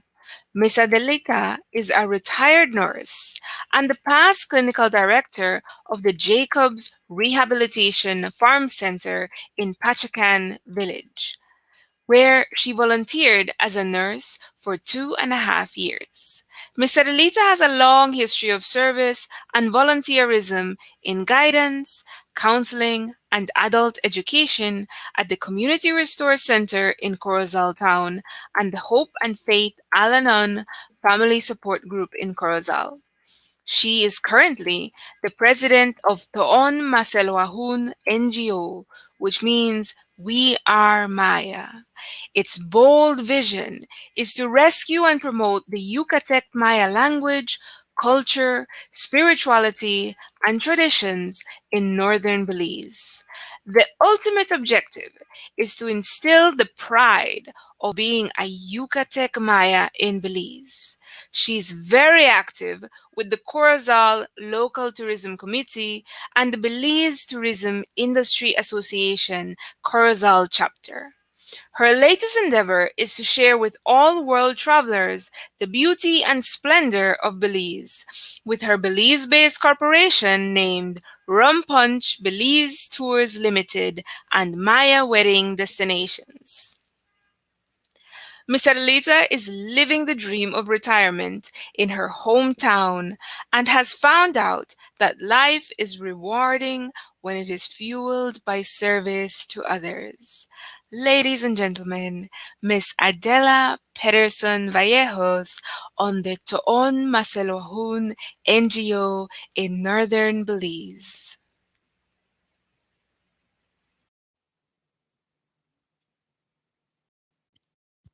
Hello, my name is Adela Pederson, and I am the president of Tone Masehualoon NGO in Corozal, Belize. And we are a vibrant NGO in existence for almost 5 years and in good standing. And we work tirelessly to maintain the objectives of completing on our bold mission statement, which is to rescue, promote, preserve, and safeguard the Yucatec Maya culture in northern Belize. This encompasses the preservation of the entire culture, which is the areas of language, history, spirituality, traditions, dance, music, folklore, storytelling, and gastronomy. So the objective is to recapture the pride and distinction of being of Maya ancestry and heritage with all the rights given to an indigenous people of the motherland of Belize. In this bold, to uphold a bold statement like this, it would require to have a bold and audacious team that is well equipped and well versed in all the areas of the mission statement. So next slide. And this is our logo, Tone Masehualoon NGO Corozal Belize. It actually means we are Maya. Next. And this is our most current good standing certification. Next. And this is our core group of Tone Masehualoon. We have a core group of about 6 people, and we have additionally about 30 members who support us with our activities. Next. So I'd like you to meet our Vice President. He is Mr. Roy Rodriguez, Senior and he is a retired educator in the Corozal district. He also has the distinction of being the historian and researcher for the Corozal district, and also the great distinction of being one of the youngest mayors of Corozal at the ripe old age of 23 years old. Next. And this is our treasurer, Mr. Faustino Yam. And he also is a retired educator, and he is also the curator of the first Yucatec Maya Museum in the Corozal district called Ukuchil Maya Uchben Maya Balo. And there you can see the Maya artifacts and different things to preserve the Maya culture. And he is very fluent in the Yucatec Maya language. Next. And this is Mr. Andy Chuk. He is our IT specialist and our Facebook administrator, and he is also working on becoming a Yucatec Maya spiritual leader in the future. Next. And this is Miss Lorraine Matura, and she is our secretary and also has many roles, and that is of being administrative assistant. Next. And I want to mention 3 people that have helped us along the way. The first name is Mr. George Tech, who was one of our founding members, and he passed away 1 year into our group's development. And then secondly, we have Mr. Adan Palomo, who had helped us very much in the area of music, and he is in inactive status with us currently, but we are very grateful for his support. And then finally, our very esteemed, beloved Dr. Baldomino Barbosa, who succumbed to the COVID-19 virus and passed away earlier this year. But we're very grateful for his support, and we miss him dearly. Next. And how this group came about was just by chance. In 2016, I ran into Mr. Roy and Mr. Adan and then Mr. Faustino, and they shared with me the intention to have a formal group to support the mission statement that I mentioned. So I shared with them that I would help them to put the structure together and show them how to manage it. And they had 6 months to learn how to run this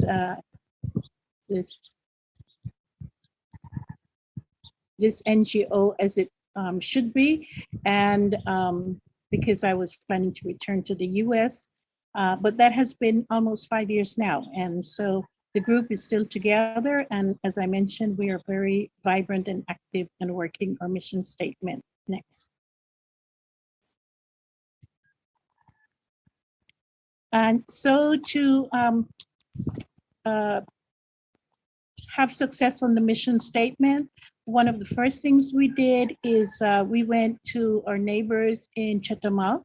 We went to the INA, and that is the equivalent of niche Belize. And we asked for advice, and they sure gave it to us. And we followed all the advice. And additionally, we started making connections with different friends in Chetumal, friends in Carrillo Puerto, Tiosuco, in Mexico, and also in Orange Walk, in like San Antonio, Cayo, and also with our brothers in the South. Next. Next slide, please. So this is a pic of our brothers in Yucatan, and this is after we completed a spiritual ceremony called the Sacred Fire. Next. And this is meeting with our brothers in Orange Walk and also some of the South. Next. And these are our brothers of the South. Next. And one of the things we have done is in 2018, we organized a successful Yucatec Maya Symposium in Corozal. It was the first of its kind, and it was a 2-day event where academically we had national and international presenters to come in and talk about the topic of the murals of Chactamal that were discovered in 1896 by Mr. Gan, Professor Gan, and subsequently they were destroyed. And we were trying to decipher the meaning of the murals, and we didn't get very far with it, but we did have some good outcomes of it.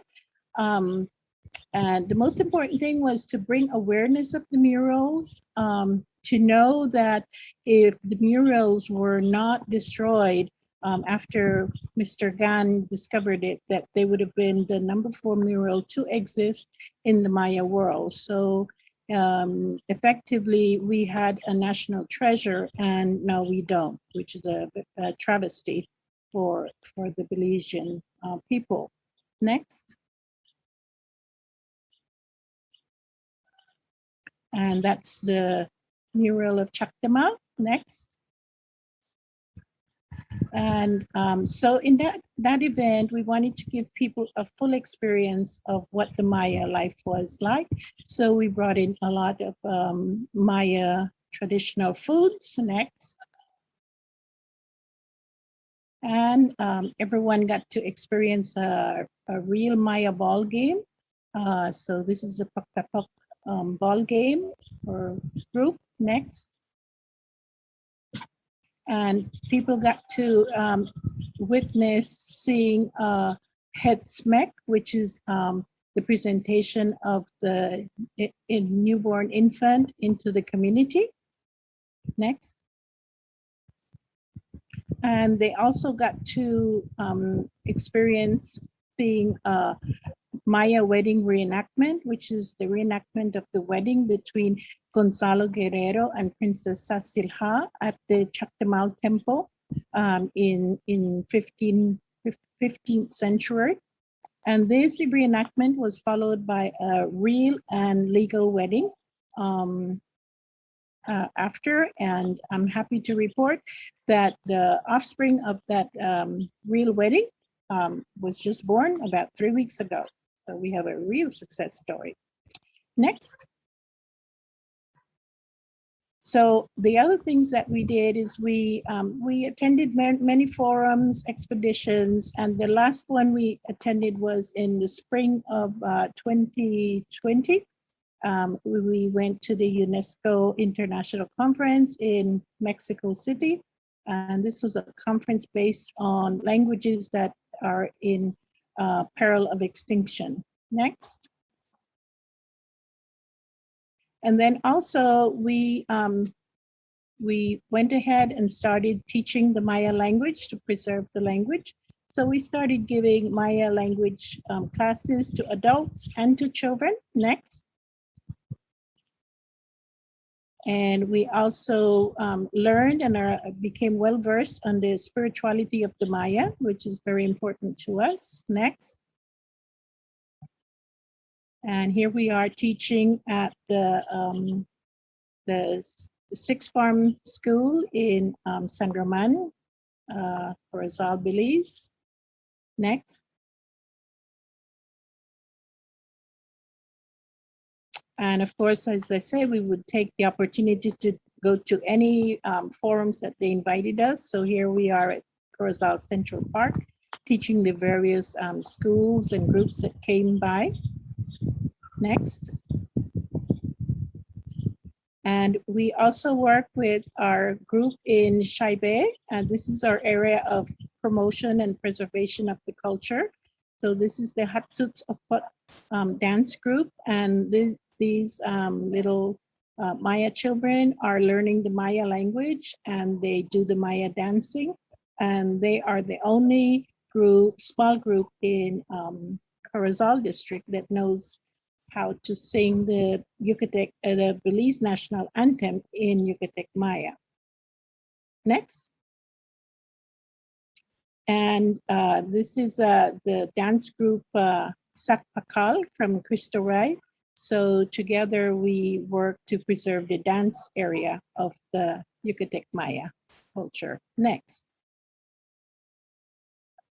And this is a pic of when we completed the Yucatec Maya Museum, and that was one area in which we are preserving the culture. So now people can come there and learn a lot about what it is to be Maya in northern Belize. In addition to that, they can learn hear the Maya language and also try to learn it. Next. And of course, they can see the Maya Museum and view the various artifacts that are inside. And they can also visit the medicinal trail, which is in the back area of the museum, and learn about the medicinal plants of Belize. Next. And we also are intent on preserving the spirituality of the Maya. So I mentioned the HESPEC before, and we are involved in whenever there's a primicia, we are there because this is it is like a harvest celebration where when you have the first fruits of the corn or whatever first fruits, then you would dedicate it to the supernatural powers, which is God. Next. And all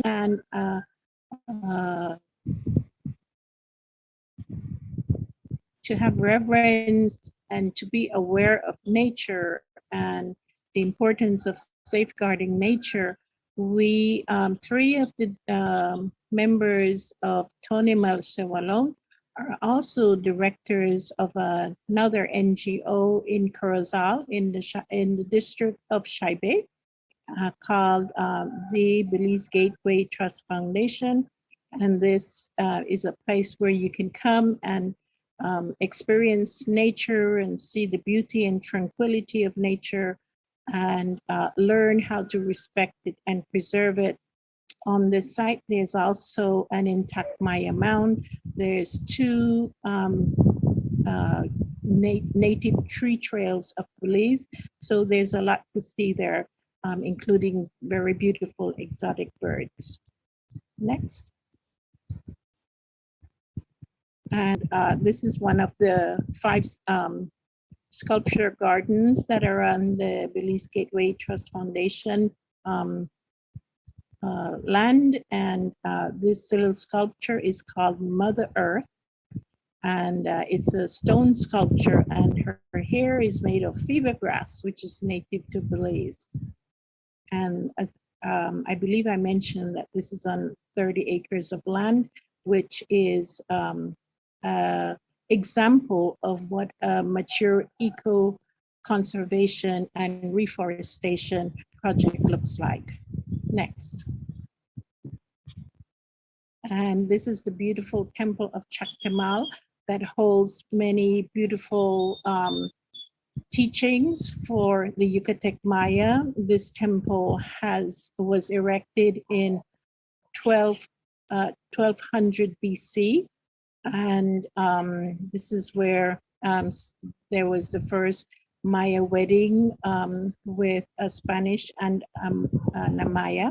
And so from here we have 3 children that were born, and those children were considered mestizos. So this place is the cradle of El Mestizaje. And it's also where the jade pendant, which is that there's a replica of it on the south end of Corozal, and it's on the Corozal sign. This jade mosaic pendant was found here, and it was a item that represented power and wealth. So this temple represents a lot for the people of Corozal and also of Belize.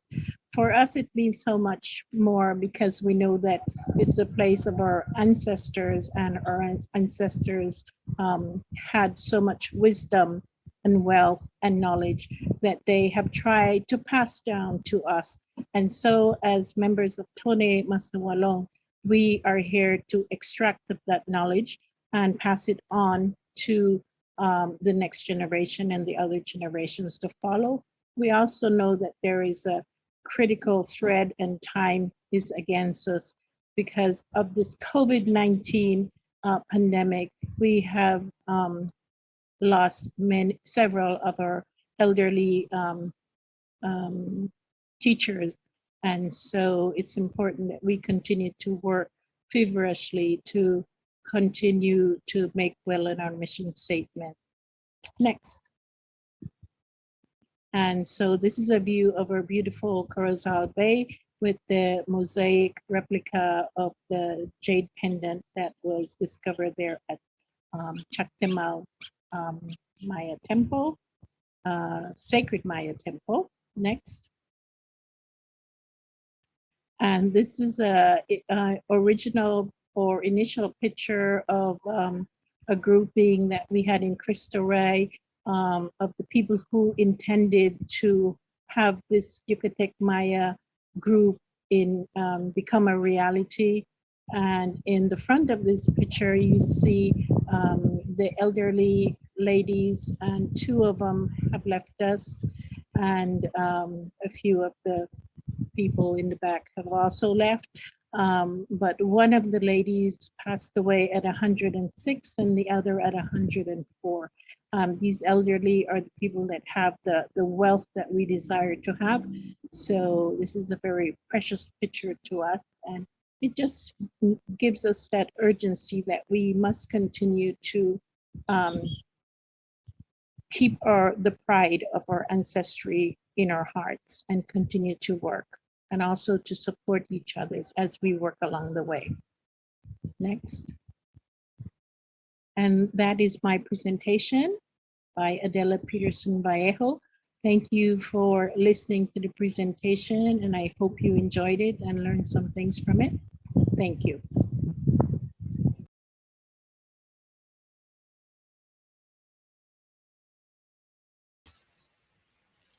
Thank you, Ms. Pederson Vallejos. We now move on to the question and answer segment. Please remember that you can drop your questions on our Facebook or YouTube pages at Heritage Education Network Belize. I now invite our presenters, Mr. Delmer Tzib and Ms. Adela Pederson Vallejos, to the panel to answer questions from our viewers. Hi, Ms. Adela and Mr. Delmer. How are you today? Good afternoon. I'm Great. fine. Thank you for being here. All right, so we have some questions. The first question is from April Martinez. The question is directed to Mr. Tzib, and it reads, I really admire your initiative for your community's project. I'd really like to know your inspiration for this project, and can you tell us how you are continuing this initiative during the time of COVID? Well, I think the question has two particular segments, you could Yes. say. I'll start with the first one. What inspires this project is basically a personal experience to find out what it means to be Maya, basically. In the West, as you know, there's a harder task of connecting to your identity. And in fact, this would be a personal as well as a community effort to try to see what it really means to be a Yucatec Maya in the western part of Belize. So it is a personal journey, but also I am an educator. So I have studied the colonial period. I have studied what was the impact of colonization on our Maya people and how that basically damaged a lot of the language, damaged the image of the self as well, and also to an extent damaged our culture and traditions. So it is an effort as well from an educator standpoint of seeing how we could share more knowledge about both the colonial experience and also the importance of connecting to your rootedness, I call it, which is your Maya origins. And also, I must make mention of one of my friends, or actually, he's my cousin, a guy by the name of Angel Anastasio Tzib, who I mentioned in the presentation is a bicycle rider. For a long time, Angel, actually, I think for over 10 years, he has been riding the cross country on many occasions with limited to no support. And this guy, you're talking about a man that wakes up at 4 a.m., goes to his farm, does his farming, and then goes to do his training with bicycle. And that's the reason why we have a bicycle race in the event as well. So it is his determination, his fight, his idea of showcasing himself and showcasing the my identity that also inspires a lot of us. He has become a symbol of San Antonio as well. As it relates to the second question, how you are continuing the time in the time of COVID, how you are continuing the promotion of my identity. Well, this year we basically had to do all of our activities on a Facebook Live. So that's how we organize it around the same idea of all people sell stuff and have promotions and have raffle and all of those things. That's the approach that we took. It was a historical process and also a community engagement. Why? Because we basically created all of the videos. So we had the competitions of peanut shelling, corn shelling, uh, all of the other competitions that are there. We had it, but we pre-recorded it and we simply presented it at the during the day that we had the Facebook Live. We also had historical snippets, we could say, reports, where we would talk to different community stakeholders about different aspects of the history of the community. So it was about for example, we had the history of transportation in San Antonio, the origin of San Antonio, the early settlers of San Antonio, all of these things, or all of these aspects that make what it means to be part of San Antonio. So it was all electronic, and that's how we are trying to keep it alive, and we will keep it alive. Thank you for your response, Mr. Zib. Our next question comes from Kyler Lopez, and it is directed to you again. Are the festivities only for villagers, or can others attend the festivities as well? No, it's not only for the villagers. We aim it, actually, it has, as I mentioned in the presentation, sort of a supra local feel as well, where we're promoting the identity, not only for our villagers to come in touch with their identity, but also for others to learn about our identity.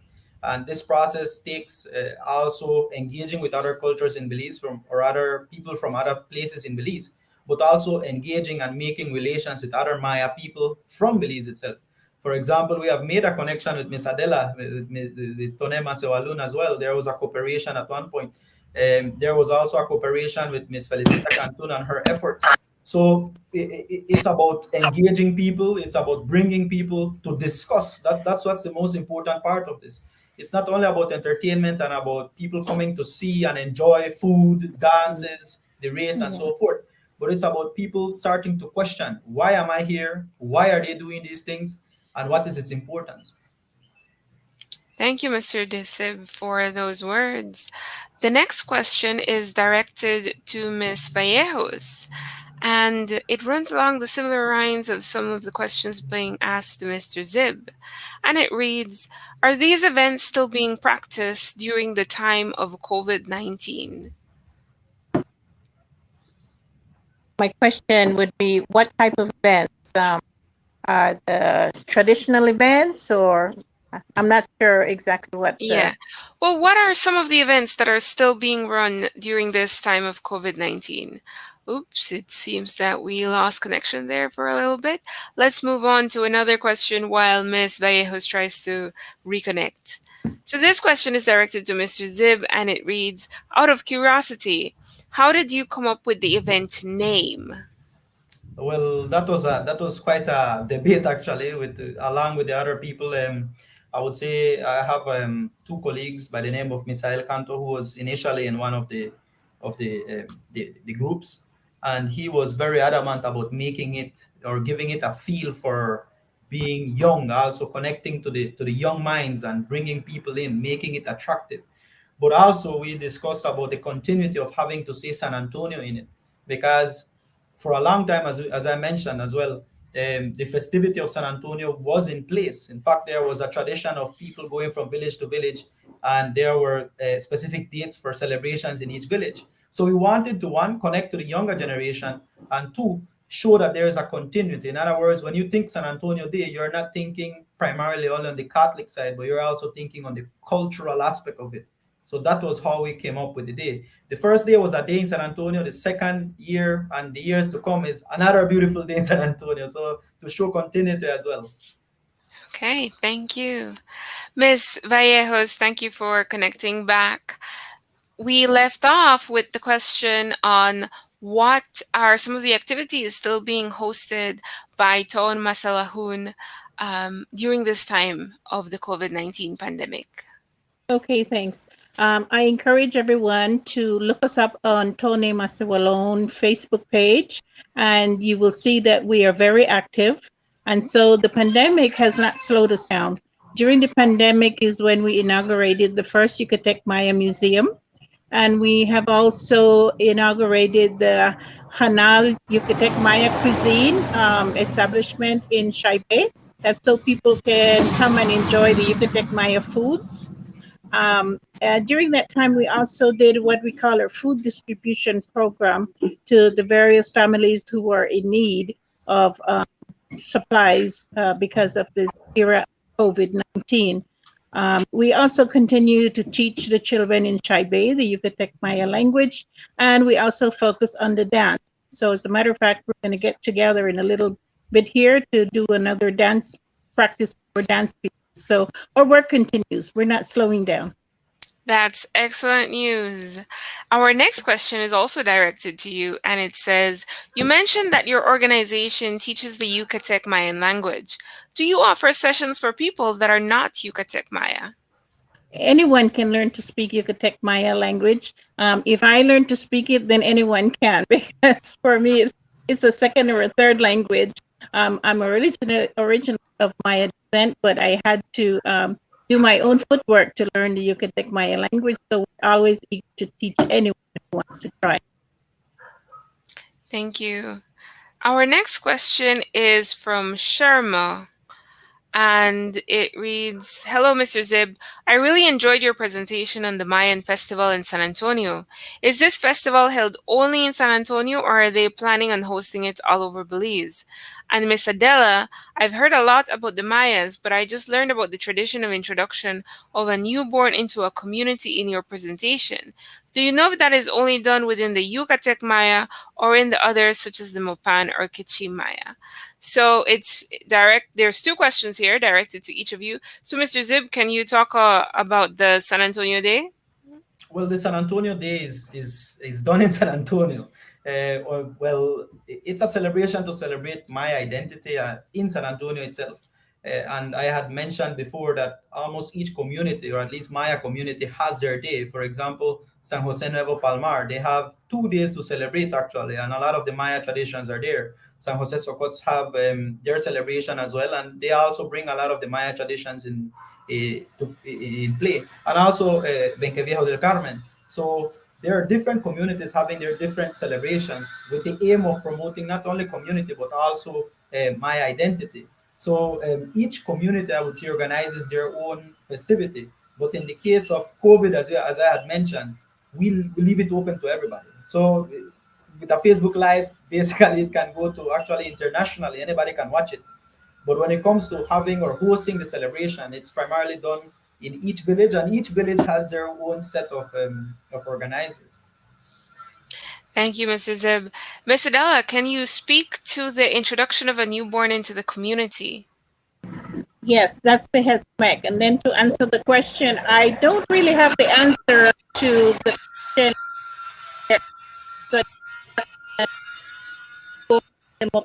Mopan Shimaya, I would like to think that this is the case, but I have the answer. But yes, the HESMEC is the introduction of the child into the community. It's a very beautiful ritual because the child is introduced to the various items that he's going to need to recognize and as he grows into adulthood, and this is the idea of him to prosper and become a vibrant and successful person. Thank you, Miss Adela. Our next question is from Indira Montero and is directed to Mr. Zib. It reads, is the festival mainly food and games, or are there any educational parts about the history of the Maya offered to the people? It is not only food and games. First of all, the Facebook page offers a lot of historical narratives here. So it provides the history of the community. It provides the rationale behind the games, actually, the rationale behind the dances that are there. But another aspect of the festival itself also is its educational booths, where we have many archaeological projects around. For example, the Rio Free Archaeological Project, the Pakbetun Archaeological Project. You also have ISCR representatives from the Institute of Archaeology. Different institutions come to the community and also share whatever research they're carrying out, share knowledge. But also we have a model competition, and part of the model competition is to orient our younger generation to taking care of the environment and also spreading knowledge about the Maya traditions and Maya way of seeing the world. So, for example, the students have to create a 3D model. What this entails is that within the primary school system, so we're talking about three villages in this case: San Antonio, Cristo Rey, and 7 Miles. The teachers we give them some of the content, they teach it, and then the students are tasked with creating a model of whatever content we give them. And this incorporates them having to learn the concepts, create something out of it, and then compete in a model competition. But of course, the process of creating that model also allows them to question, allows them to think, and allows them to have an avenue to connect to that Maya identity. Thank you, Mr. Zib, for that response. Our next question is from Carlin Dawson, and it asks, what learning programs are Mayan children learning from children of other cultures? Do any of you might want to try that question? I will address that question. If for us, it's so crucial that the children, even if they have a small amount of interest in learning the Maya language, we focus on that opportunity to teach them. Because we know that there aren't many children in Corozal district per se that would be interested in learning the language of the ancestors. So we focus on that, capitalize on that, and we just leave the other cultures that they learn it in school and so forth. That's how we handle that. Thank you, Ms. Vallejos. And has there been any attempt to introduce these Maya language lessons online, particularly during this time of COVID, or has there been any thought to do so? Yes, currently I'm working with Mr. Andy Chuk. He's very well versed on the new technologies, so that will be one of the areas.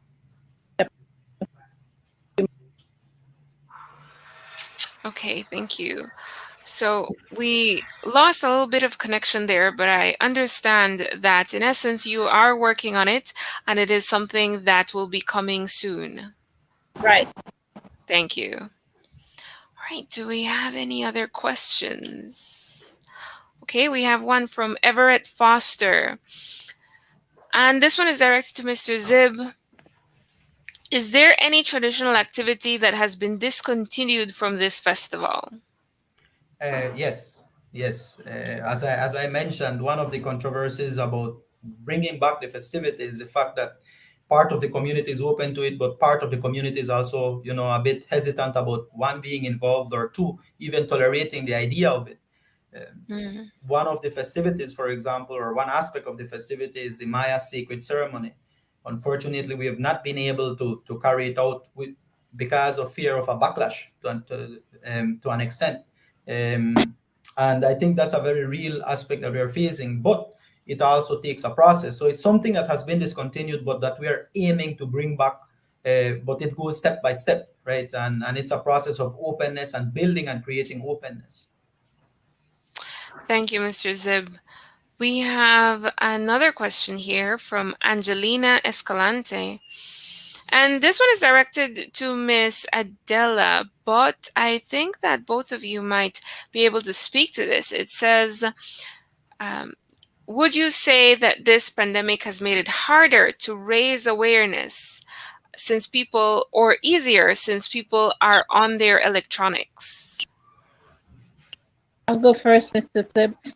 It's Go been ahead. a lot easier because people are at home and they're not able to get out, so their fingers is doing a lot of the footwork. So everything that we post on our Facebook page, everyone receives it very warmly, and it's been a great opportunity for us to teach and educate. As I mentioned in the presentation, we're all about instilling the pride of being Maya. So we find that people are becoming a lot involved with the Maya heritage, and now there are many people who are actually being proud of being Maya. So we're very grateful for this age of the pandemic in that area. I would say that it's both. It's been a challenge, but also it's made it easier. I'll go with the latter first. It's made it easier because, particularly when you are talking about awareness, when you're talking about organizing an event, organizing a festival, it takes a lot of resources. It takes a lot of money actually to organize a festival. And when you do it online, because of the pandemic and the restrictions that are there, it takes a lot less resources actually to get it done. You simply need the technical people, and you need to have a good team to engage the people as well, the viewers, and keep them engaged. So it makes it easier on that end. It makes it harder on the other end because that feel for community, that feel for engagement is different. You understand? It's not the same. Like, you're talking into a camera, like for example right now, I'm sure if we were there live, it would be a different energy in the room. But this is a different way. We are getting the goal achieved, but it's just a different feel. Right, that's very true. Well, thank you, Miss Pederson Vallejos and Mr. Zib, for being with us today. This brings us to our last segment of today and the last segment of the 3 days of the Belize First Annual Culture Symposium. Thank you, Mr. Sib, and thank you, Ms. Vallejos. You're We will welcome. now move on to invite the directors of Heritage Education Network Belize, who have made this symposium possible. Now, if you tuned in at any time during the past 3 days and enjoyed the exchange of culture, heritage, and research, and would like to see more events like this in the future, don't forget to support HENB by donating on the Heritage Education Network website at heritagebelize.org. So we will now have our directors on with us. Miss Sylvia Batty, a co-director of Heritage Education Network Belize, Miss Ella Bekesi, Miss Rebecca Fredel Juan, and Miss April Martinez. Sorry about that. All directors of Heritage Education Network Belize. They are here today to offer the closing remarks for our symposium. Go ahead, directors. Good evening, Belize, Good and everyone evening. abroad. Thank you for being here with us this evening on our final day. Yes, thank you. And thank you to Lynn for being a great MC last few days. I think we're all speechless because so much work has gone into Oh man. this symposium. We've mentioned it before, but we've been planning this since May, and everyone who worked with us have been volunteering their time. And so this has been such an exciting, also sometimes stressful journey that we walked together in the past few months, and I think it brought us closer, not just us directors, but also with our volunteers. I think you would agree to that as well, ladies. So I think at this point, now that we're on, and now that we had all the presenters participating and everything, I think now it's just kind of speechless that we made it happen. I think It's in a way. bittersweet. I wanted to continue. Oh well, I think I speak for all of us here when I say how proud we are of not just our volunteers, not just of Heritage Education Network, but the audience that I am just so proud of the community that came out and engaged with us. And I think that our efforts to just have people learn something and learn something new about culture and about themselves and about their heritage, I think that we bring it we bring it there 3 days. I don't even know what to say. No, it's great. We have a great support network, a great community, and I think that we're fortunate to have that. And we couldn't do it without all of that. So Yes, we had trials and tribulations and all things that would happen behind the scenes. Um, Whatever can happen would have happened, Murphy's Law. I mean, for anything that you plan, right? But I think that our support system and our volunteers that I hope will soon come up and join us, so that you all can see who Kenny is, not just the four of us, but we are a giant network of wonderful, dedicated volunteers and people that support us from our own personal networks. And I think that I want to start off by just thanking first and foremost the minister, Honorable Francis Fonseca, the Minister of Education, Culture, Science, and Technology, for opening this event. When we sent an email to him, it was just something that when we were planning it, we said, how wonderful would it be to have him open? And we're like, well, we'll just ask, not thinking that he would send us an email right away saying, hey, yes, I want to do this. I love this initiative. Let's get it done. I could not be more happy with that. And so that support already from day one was there. And so thank you so much, Honorable Francis Fonseca, for helping us out. Truly, that was incredible. And then our second keynote speaker, Mrs. Rita Mihai Tala, her speech was just so awe-inspiring, and she came on live with us all the way from Paris to deliver her keynote speech for day two, and we are just so happy for her support as well. And I think we all know her from different walks in life, and it was just great that she supported our initiative together. And then our final keynote speaker, Dr. Jim Taylor, who I don't know personally, but I was very moved by his speech because he took his time all the way from South Africa to share his remarks with our viewers. So even though we are called Heritage Education Network Belize, it is easy to see that we are an international network. I mean, Ella, you're all the way in Paris right now at what time is it right now?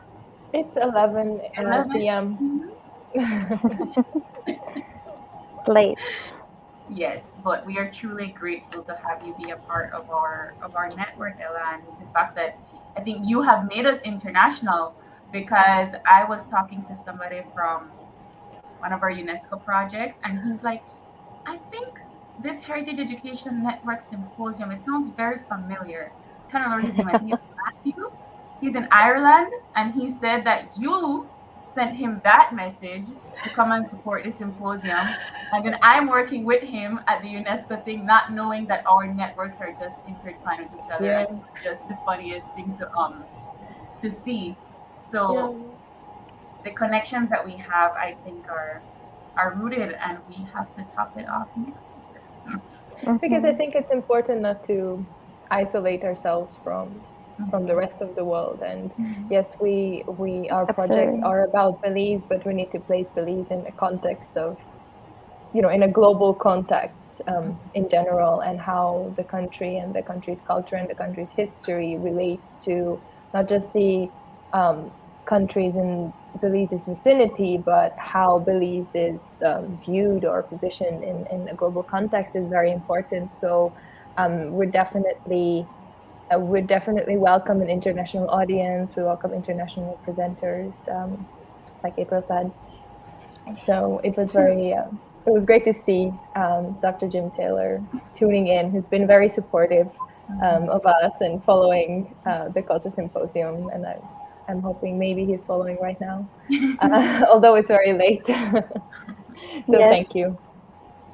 To follow up on that, I think that point of really situating Belize and our culture and history into sort of the global discussions that are occurring in those areas is super important. I think that was really relevant, or it was brought out in Ms. Rita May's remarks for day 2.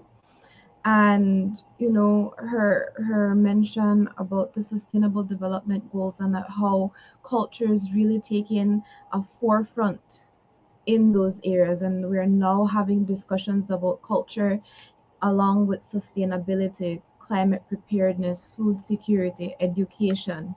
I think that is one of the major differences between the Millennium Development Goal and the Sustainable Development Goals. And it wasn't, just by chance that culture was included. That was, a concerted effort among heritage professionals globally. But it really allows Belize. It allows organizations like Heritage Education Network Belize. It allows the Culture Symposium to put that discussion of culture alongside conservation, sustainability, climate preparedness at the forefront. And I think that's sort of what stands out a little bit about the Culture Symposium.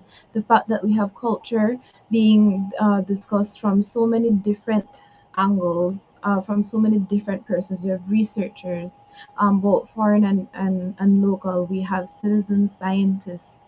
We have tour guides, we have community members, such a wide variety of people all talking about the same thing, talking about culture. And we're seeing in the commentary the networking that is happening. People are making new connections, they have new research ideas, they have new ideas for collaboration. And to me, that's the success of the symposium. And we're so happy to be able to be a part of that, to be that platform. I think that when we first started Hindi and we kept saying culture, everybody's like, what do you mean? and when I think when we put out the first mental wellness series, why is that culture? And I think that this symposium basically showcased why yeah. Go why ahead. it's culture. No, sorry. Yeah, it's I think now we are on the road for the communities and the audiences alike to kind of understand and see that everything is connected and everything is cultural. The behaviors that you portray, the things that you learn, the way you think, the way you feel, you express yourself, how you adapt to nature, how nature adapts to you. And I think that this symposium brought something that no one thought was needed until we gave it to them. Or, it's like that thing that you always wanted, but you didn't know what you want until somebody gave it to you. And because throughout the 3 days, everyone has saying, I've never seen anything like this. I've never seen anything like this. This is something different. And for the 4 of us who have attended academic symposiums alike, we can say we've never seen anything like this either. We also wanted to make the symposium a little bit different from the very traditional academic symposiums, because we wanted it to be understandable and enjoyable for audiences who are not specifically in academia, who are not well vetted in the hardcore academic language either. And we wanted it to be accessible and understandable, and I think that required changing. That required reinventing the wheel a tiny bit, because taking parts of other wheels and putting them together. Yes, merge different wheels together. Absolutely. to achieve that. So that I just hope that everyone who tuned in through these past 3 days enjoyed it, and that you learned something. And I can just add that as much as the pandemic has done, terrible things and stressed everyone out, it's really pushed us to do innovative things like this, right? To be able to bring knowledge out there and make it more accessible. And it is possible, right? We had a budget of $0 and we did this. We had a budget of $0. All this was brought to you by $0. I suppose we did spend some money on StreamYard, but that's it. That was what? How much was that? $250, I think. $250 budget for 3 days. And the very, very hard work of volunteers. Of a lot of volunteers. Speaking of, wonderful. Yes, shall we bring them onto the screen? I want to bring them on because they need to be praised for this. Please turn on your if you are here. Yes, if you are here, please turn on your camera so we can add you to the screen. Nadine. All right. Marco. Should we bring back Lynn? Yes. Perfect. Hi. There are a couple other ones that couldn't make it. But these are the ones that made it onto the screen this evening for us. Seriously, thank you all so much for taking time out of your days and your normal life to help us and support us. We could not have done it without you. We could not have done it without you. And you may only see three extra people here, but we have a few other people who worked in the back all throughout these 3 days. So we really just want to thank them. I think we can go on and thank everyone one by one. First of all, should we go with the man behind all the mastermind, all tech that is Henby? Everyone wants to know who is the person that made our videos, made the intro, made all of these things possible. I'm like, Marco Vasquez.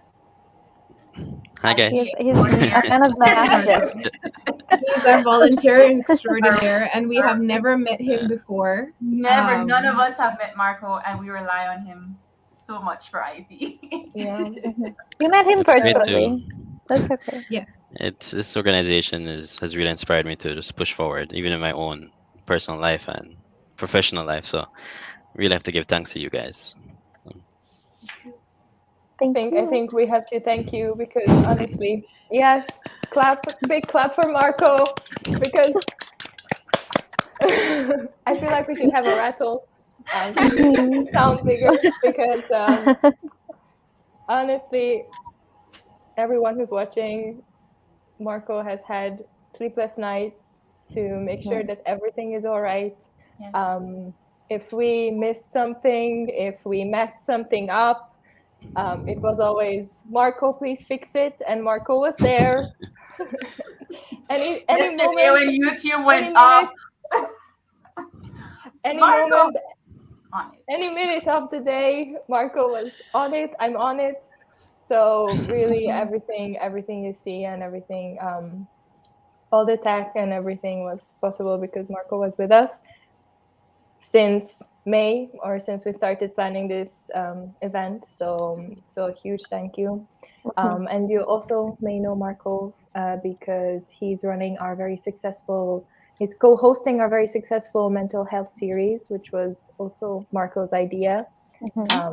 And then he brought on another volunteer, Zahira, and they're running the mental health series. So if you're interested, please check out our Facebook page or our website. So yes, thank you, Marco.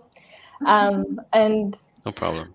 And then I want to say thank you to Linmar Rosado, who has been like a non-honorary volunteer for quite some time.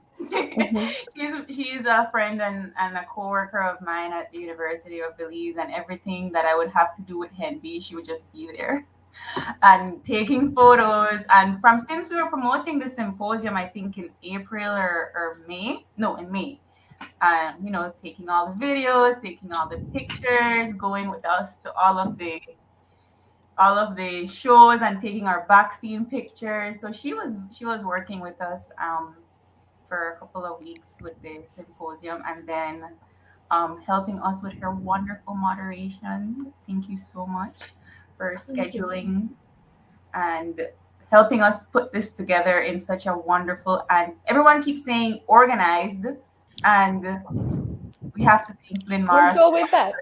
Yeah. for that Thank you so much, organization. Lynn. So thank you so much for that. Yes. No problem. No problem. It's been great. This has been awesome. And then Nadine is Ella, here. do you want to introduce our new social media volunteer? yes, we have Nadimi, who's been with us for I think around 2 weeks, maybe. Well, she did some work with us before, but yeah, Yes, officially. she participated in one of our lives a few months ago, but she became a volunteer officially in the past 2 weeks, and we must thank her because she just jumped right in. During the chaotic in the biggest chaos, in the most chaotic period of that we had, she just jumped right in. She created some of the social media content that you see, and so and thank started our you TikTok. Nadimi, and started our TikTok page to So connect check us with out on younger TikTok audiences. now. Definitely. So thank you Nadimi for for being there. everything. Yes. Yes, and for catching on so fast and so well under such a short amount of time. And then we also have a few other volunteers who we'd like to mention who couldn't make it, so we cannot put them on the screen. But we also have Ali, Alessandra Villarreal, who was also a presenter on the day one, I think. But she also supported us in everything from the beginning, and she was also moderating our questions throughout the symposium because at times we had many questions coming in, and we have to be able to select a few that we can ask the presenters, and that in itself is It's a difficult. big job, a bit difficult and fast-paced job, just checking all the streams and all the comment sections. So thank you, Ali, for doing that and having our back. Who else do we thank? Ladies, tune in. You can read the list. Yes. So we have a substantially long list of people that, again, we keep saying $0, but 100% love and support from everyone that just took part in this initiative and just said yes every time we said, "Do you want to help us with something?" Yes. It speaks volumes to how much people are interested in culture and how much they want to be involved. So I really want to first and foremost thank Joshua Arana. Joshua Arana, drummer extraordinaire and personal friend of Heritage Education Network. We asked him to do a little musical promotional video for us, and he said yes, and he did a wonderful job. That was the promo that started this train because everybody saw the drums and everybody said, "Make sure you did it." And that was all thanks to Josh. So thank you, big shout out to Josh. I hope you're watching, and we hope to continue this collaboration with you and Heritage Education Network Belize. I also want to say thank you to the man behind the camera of Josh's musical promotional video, Nathaniel Castillo, who was also one of our presenters yesterday. Thank you so much, Nathaniel, for using your equipment and for shooting, editing, compiling, and sending the musical promotional video that featured Josh in it. Thank you so much for that. And also a big shout out to Heritage Coffee House and Miss Tanya and her crew in Belmopan for letting us shoot our promotional video there.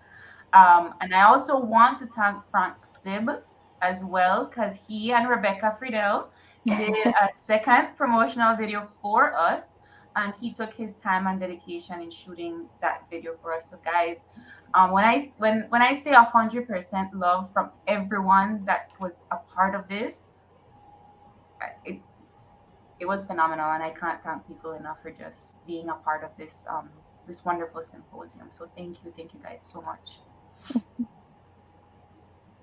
And we also want to thank Jeremiah, who also joined us a few weeks ago, and he was the backup IT volunteer helping us moderate, helping Marco moderate when he was dealing with our sass. So thank you. We also have a couple of shout outs to our media outlets. Sylvia? The media outlets. First and foremost, I would like to thank Colorblind for sharing this Facebook stream on their Facebook page. So we really appreciate that. Thank you very much for your support, Colorblind, and we look forward to hopefully more collaborations. It's always good to see culture out there and to make it more mainstream. So we really appreciate you guys doing that your part in helping us to bring that forward. We'd also like to thank the national channel. They reshared us on Facebook, and they broadcasted the stream on their cable channel as well, and we're really appreciative of that. The national channel TNC, we appreciate that deeply, and I keep saying, thank you, but the gratitude is here and it is real, and especially for how receptive you were. We sent one email and they were like, oh, this is great, we can do all of these things, so let's collaborate. So we really appreciate that strong show of support and collaboration. So the national channel Colorblind, thank you so much to the both of you. We would also like to thank the other media houses and outlets that allowed us to join them on their morning shows and really get that promotion out there. First and foremost, we'd like to thank Sun Up from Channel 7. Thank you so much, Renata. Thank you so much, Brandon. Thank you so much, Kevin, Cherise, the entire crew. You guys were super supportive of us when we wanted to do the call for abstracts. So you were the media house that said, okay, come on, join us on our couch. Let's get that word about the symposium out there so that we can get more abstracts in. And we got 47, guys, and a lot of that was thanks to you. So we really and truly are appreciative of that. Thank you again for having us come onto your couch and be with us to promote that symposium as well. So they were one of the few and first media outlets that, again, we're very excited to have us on the couch, and we love the conversations with you all, and we look forward to being on Sun Up 7 to promote other future activities that we will have coming up, no doubt. Thank you very much to Melania and everybody at OIE, Open Your Eyes. You guys were really helpful, and we absolutely enjoyed the direction that you took that conversation with. So we again are appreciative of that.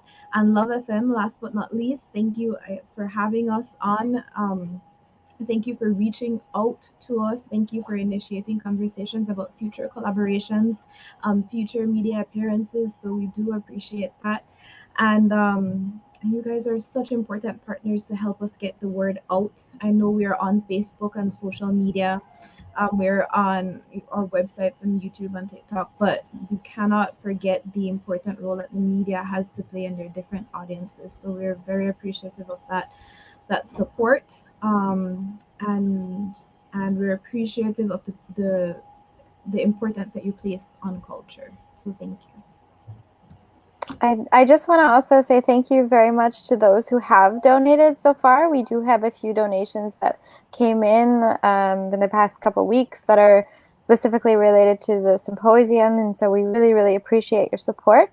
Like we said, it helped pay for our ability to use StreamYard for the symposium. So and we are still accepting donations if you guys are willing. If not, we appreciate any support anybody can give. And we also appreciate all of our presenters. I think, pulling from our our many networks and sending many emails and messages to get as many voices out there as we could that are related to Belize culture, right?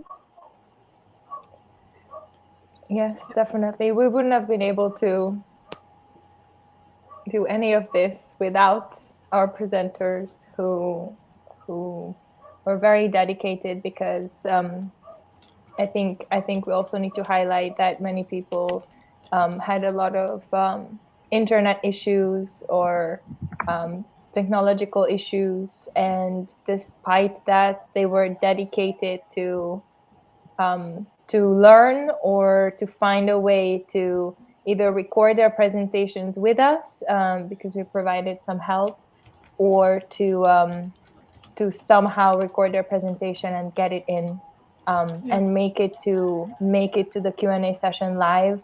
Some of the technological issues that you saw, we don't look at it as imperfections. We look at it as the dedication of the people who really wanted to make sure that they are here, and who really appreciated the opportunity. And so thank you to all the presenters who I guess did their best and made sure to share their knowledge through this media that we organized. And so it's just a great big thank you to everyone. And I guess the one thing that is left to say is see you next year. Yeah. Yes. See you next year. You'll see us before that, but next year for the culture. But see us at the Culture Symposium next year.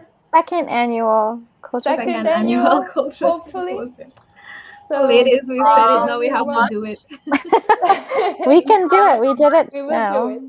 Thank you all. And thank you, my lovely co-directors, for being just awesome. Yes, and thank Thank you. you. everything Thank you, ladies. that it is. And I appreciate and value all the works that we do. And you all are super women, in my opinion. So thank you so much. As are you.